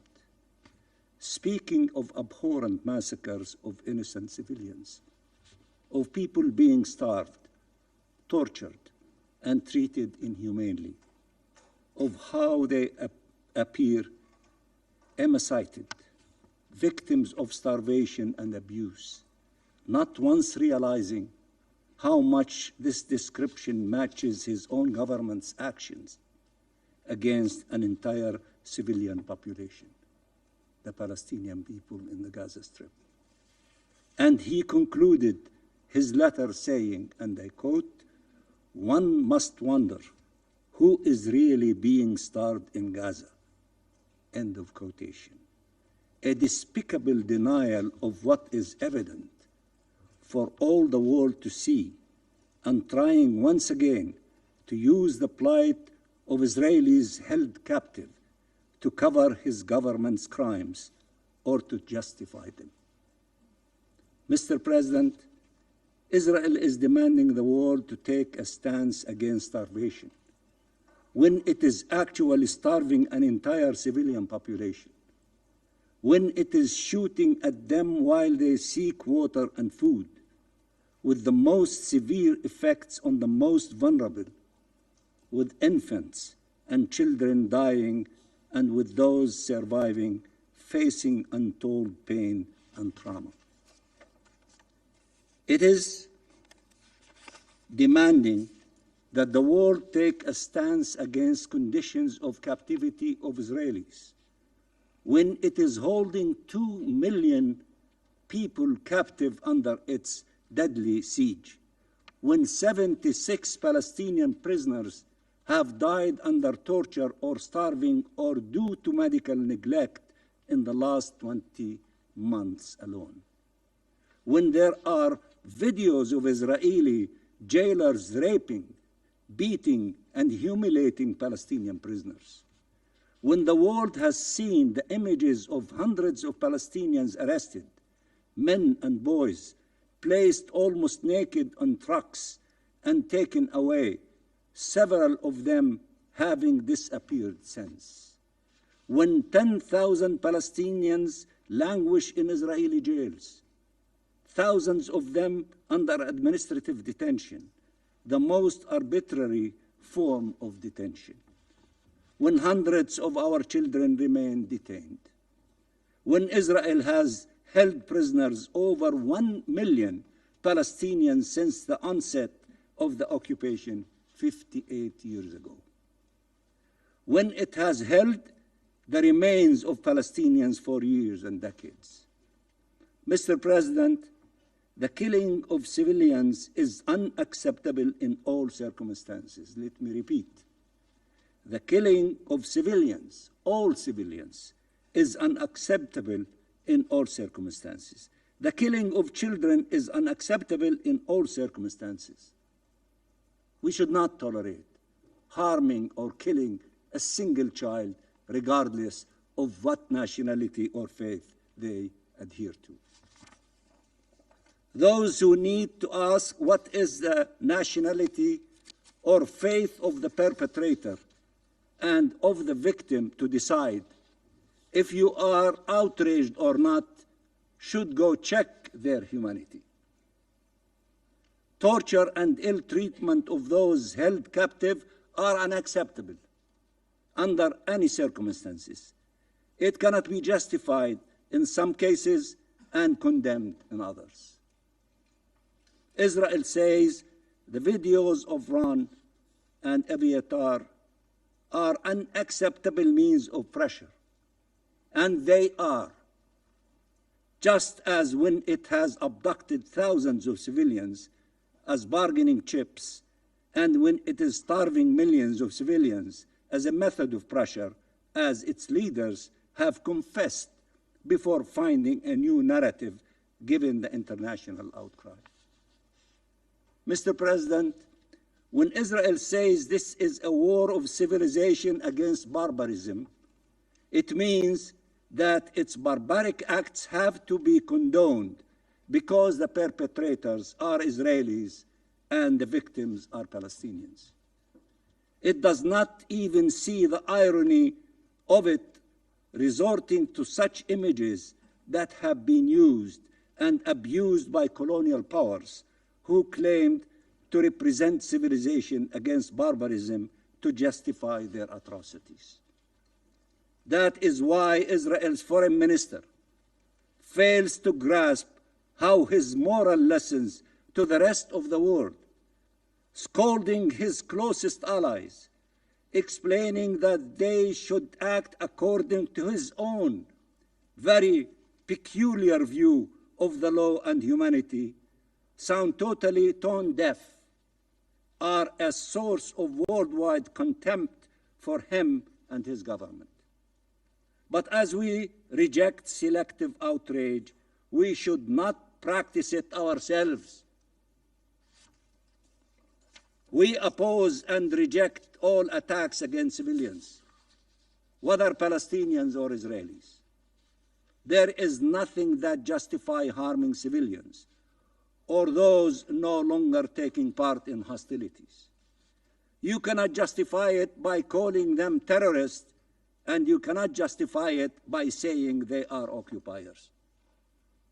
The rules of international law must be upheld by all and for all to preserve our shared humanity. Mr. President, allow me to address the Israeli people. Your government wants you to believe that the whole world is conspiring against you, that the Palestinian people are terrorists, that the UN is filled with terrorists and terrorist supporters, that your closest allies are your enemies. This most radical Israeli government and its foreign minister are calling for, and I quote, de-radicalization, end of quotation, of the Palestinian society as a whole, calling them, and I quote, human animals, and quote, children of darkness. They want you to believe that your survival depends on your ability to continuously wage wars, including against a defenseless civilian population, half of whom are children in their erasure. 1 million Palestinian children in the Gaza Strip. The Israeli people need to decide if this is what they want their government and military doing. These atrocities that the whole world is watching and that your government is hoping you will filter out, deny, or justify. In the midst of this genocide, we are telling you, you choose peace and appeal to you. We choose peace and appeal to you to do the same. We do it for our children and our people. You should do it for your children and your loved ones. Enough bloodshed, enough wars, enough suffering, enough occupation. Enough bloodshed, enough wars, enough suffering, enough occupation. We are clear. What Israel did before the 7th of October cannot justify harming Israeli civilians on the 7th of October. And what Hamas did on the 7th of October cannot justify harming Palestinian civilians ever since. There is no justification for the killing of over 60,000 Palestinians, including nearly 20,000 children, the maiming of 200,000 Palestinians, the forced displacement and starvation of 2 million Palestinians, and the total destruction of Gaza. As there is no justification for the killing of more than 1,000 Palestinians in the West Bank in attacks by Israeli occupation forces and Israeli settler terrorists, or for the forced displacement of 40,000 Palestinians and destructions of their homes and refugee camps. The Israeli government is promising you that the solution is more occupation, more oppression, more displacement, more colonization, more killing, a recipe that has failed for 8 decades. Do not believe them. Do not believe them. If not for the Palestinian people's sake, for your own. If not in the name of humanity, in the name of self-preservation. The solution is ending this illegal occupation and ending this disastrous conflict. It is the realization of the independence and sovereignty of the Palestinian state, not its destruction.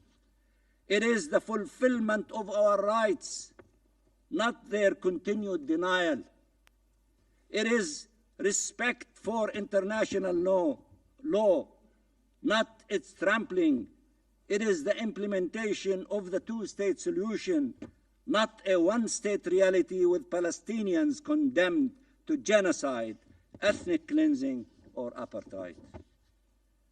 Mr. President, the international conference co-chaired by Saudi Arabia and France and attended by around 185 states with the active participation of 120 of them, has charted an irreversible path to peace. In the midst of all these tragedies and the pain that we all endured. The international conference sent a clear message. There is an alternative way. There is an alternative way. All of you who participated in the conference and deliberated the outcome document and the annex, you made a loud and clear statement. There is an alternative way. There is a possibility of peace. Palestinians are not destined to forever endure occupation, displacement, and dispossession. And Palestinians and Israelis are not doomed to be at eternal war. By ending complicity and advancing compliance, by ending impunity, upholding accountability, by breaking the cycle of violence instead of fueling it, by rejecting violence instead of justifying them, by implementing the two-state solution instead of watching it to be destroyed, are the only alternative. Perpetual conflict is the only alternative is perpetual conflict. The conference identified the required actions by the parties and the states around the world in line with international law, the relevant UN resolutions and the ICJ 2024 landmark advisory opinion to achieve just and lasting peace that will lead to regional integration and security. Palestine endorsed the International Conference Declaration and Annex, while Israel boycotted it. Mr. President, there are only two parties who link the latest wave of recognition of the State of Palestine to the 7th of October against facts and reason. The Israeli government, in order to deter Western governments from such recognition, and Hamas, in order to take credit for it. The reality is that more countries are recognizing the State of Palestine in support of its enduring commitment to liberation through peaceful means. As reaffirmed yet again in President Abbas' letter to President Macron and Crown Prince bin Salman in support of the inalienable rights of the Palestinian people to self-determination, in support of the two-state solution that requires an independent and sovereign Palestinian state, and yes, also in response to Israel's attempts to destroy that state through the destruction of Gaza and the colonization of the West Bank, through the forced transfer of our people and the annexation of our land. Such recognition is thus in support of our rights and of peace. I repeat, our rights, the Palestinian rights, and of peace, of an independent Palestine living side by side in peace and security with Israel based on the relevant UN resolutions. But since this Israeli government does not want peace, opposes a Palestinian state and the two-state solution, its opposition to such recognition is expected, and using argument such that supporting the two-state solution is supporting terror is also expected, regardless how absurd such a claim is. Peace starts with ending the war in Gaza. Let me repeat, peace starts with ending the war in Gaza. Peace will prevail once Palestinian rights are fulfilled and the Palestinian state is independent. We are ready to work with the U.S. administration, Saudi Arabia, which showed leadership for Palestinian rights and peace, France, which made the right, courageous decision to recognize the state of Palestine and all countries who wish to see freedom, justice, and peace prevail, to finally achieve what some want us to believe is impossible. Peace in the Middle East, it's not impossible. We have to work for it. It is the only alternative to war, to destruction, to hostages, to prisoners, to pain, to death, to starvation. Which one is nicer? Peace is much nicer than war and destruction. Peace saves lives, release hostages, release prisoners, give our children and their children hope. Peace is what the world wants. Peace is the business of the Security Council to make sure that the maintenance of international peace and security. That is the alternative. For those who think there is no alternative, no, war is not the alternative. Peace is the alternative. A peace for all peoples and all states. A peace that can unleash the unbelievable potential of this region. A peace that saves lives today and achieves shared peace, security, and prosperity tomorrow. The time we waste is measured in human lives, and we are out of time. This Council and the international community as a whole have a duty to act, and to act now. Not a single minute more should be wasted. Thank you, Mr. President. Agradezco al I observador thank permanente the permanent del Estado observer observador of de the Observer Palestina State of por su Palestine for declaración. the statement. Daré ahora la palabra al I now ministro give de the floor Relaciones Exteriores to del the Estado de Minister of Foreign Israel, Affairs of the Su State of Israel, Excelencia His Gideon Excellency Saar. Mr. Gideon Tiene la Saar. palabra. You have the floor. Thank you, Mr. President.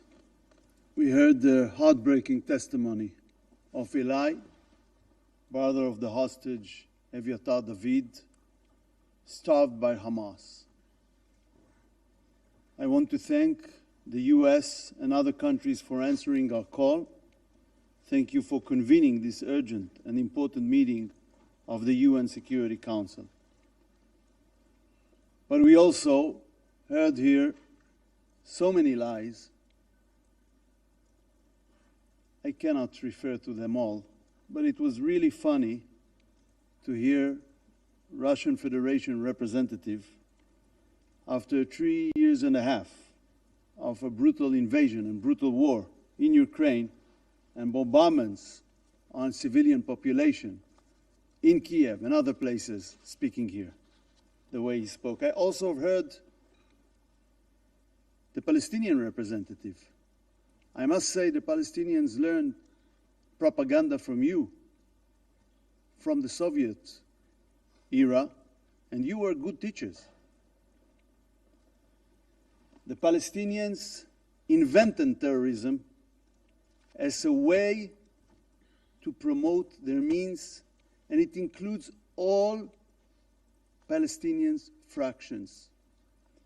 And until this very day, the Palestinian Authority continued to pay salaries to terrorists and terrorist families accordingly to the crime the terrorists committed. And this is how they encourage terrorism until this very day. You spoke about peace. From 1947, you had countless opportunities to reach peace. You rejected them all.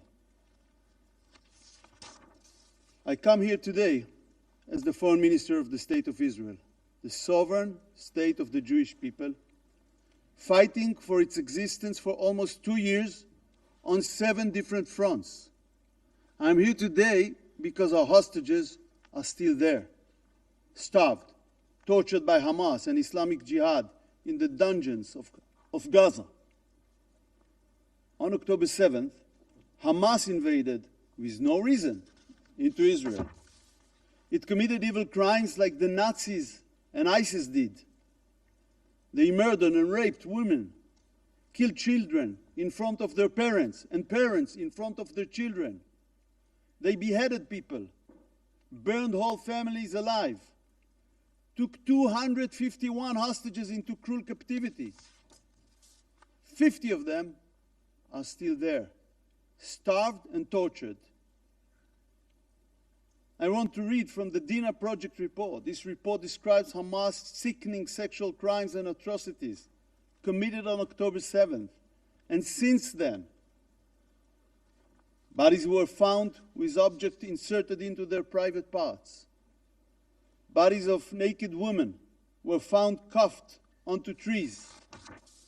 Bodies were found with signs of genital mutilation. Most of the sexually assaulted women were among the 1,166 murdered of that day. After they were raped, they were murdered. They are forever silenced. But sexual violence continued for those taken in captivity. Amit Susana was released from Hamas' cruel captivity. She described bravely how she was forced at gunpoint to commit a sexual act on her capture. This is the pure evil that Israel faces. Hamas crimes are still ongoing. This past weekend, the whole world witnessed the cruel starvation of Eviatar David and Rom Braslavsky, tortured at the hands of Hamas and Islamic Jihad. The world saw their terrible condition, bones standing out in their skin like living skeletons, looking death in their eye.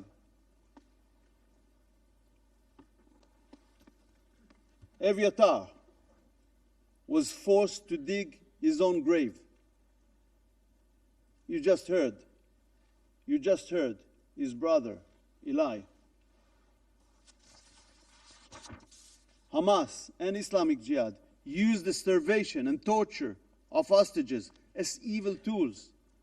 It's part of a deliberate and well-planned sadistic propaganda campaign. Its goals: 1, psychological terror. 2, an attempt to create a link between our starved hostages and their blood libel against Israel. But it's a campaign of lies.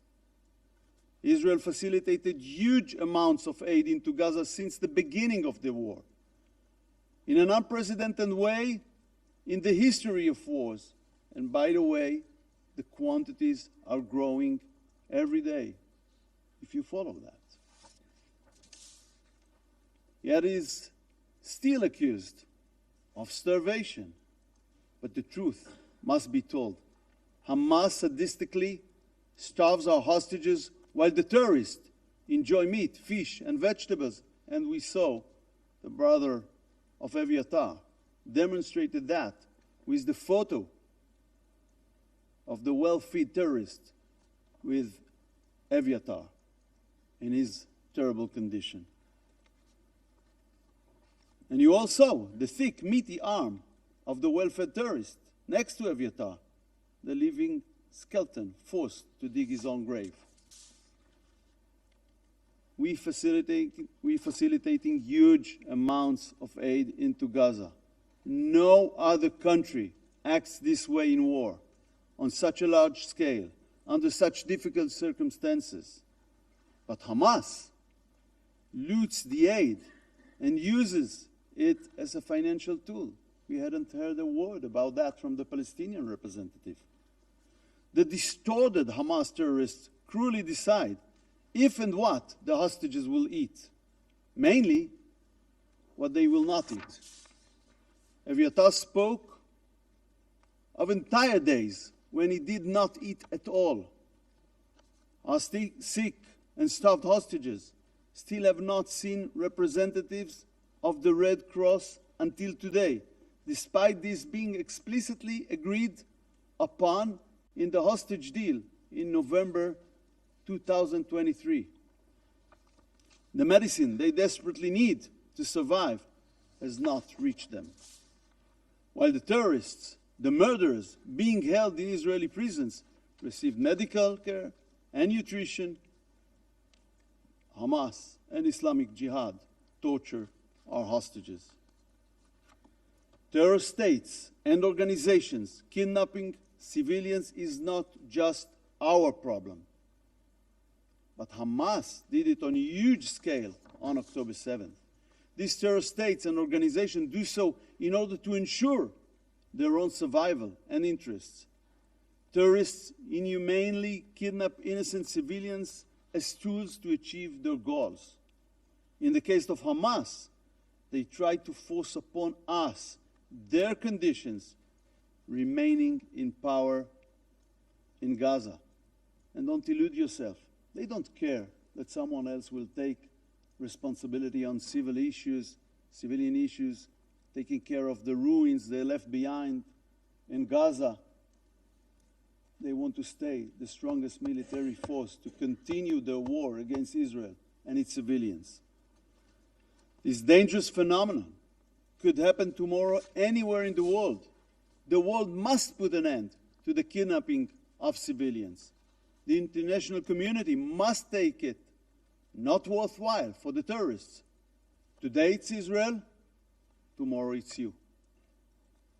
The world has been turned upside down. While Hamas runs its propaganda machine, a huge part of the international media is both ignoring the truth and buying its lies. I read the New York Times the day after Hamas released the distorted video of Eviatar David. I looked, but could not find Eviatar on the front page. And then I couldn't find his picture in all of the paper. I call on the international media. Put Eviatar and Rome front and center. Is this not newsworthy? We are witnessing an upside-down world. We are witnessing the twisted anti-Israeli agenda of so much of the global media. They shift the responsibility from the kidnappers and rapists to the attacked country. They shift the blame from terrorists to the victims. Instead of standing by Israel, you are blaming the victims of an attack from 7 different fronts. And I ask here at the United Nations Security Council, do you know what Secretary General Guterres tweeted after the horrible images of Eviatar and Rome were released? Not a word. Deafening silence. Yet we all see his endless and obsessive tweets against Israel, time and again. Ladies and gentlemen, what we are witnessing today is the rise of psychotic anti-Semitism around the world, flamed by modern blood libels like darkest days in history. Jews are hunted around the world simply because they are Jews. In Melbourne, in Amsterdam, in Paris.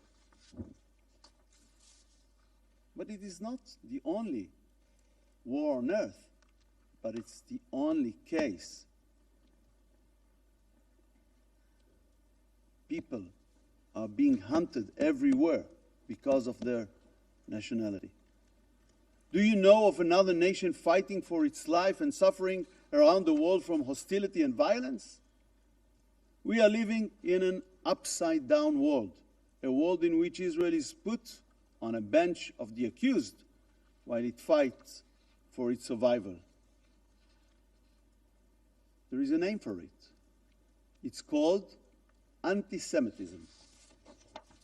80 years after the end of the Holocaust, anti-Semitism is having its golden age once again. There are countries that acted, even in this building, to pressure Israel instead of Hamas during sensitive days in the negotiations.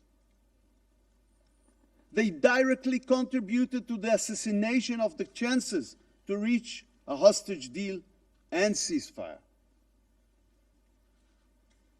They prolonged this war. This is what they did. So now let us ask the simplest questions. Who initiated the war on October 7th?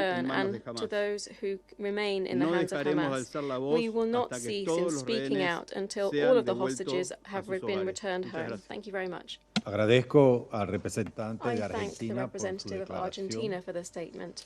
No hay más intervenciones There are no more inscritas en la names lista. inscribed on the list of Se speakers. levanta la sesión. The meeting is adjourned.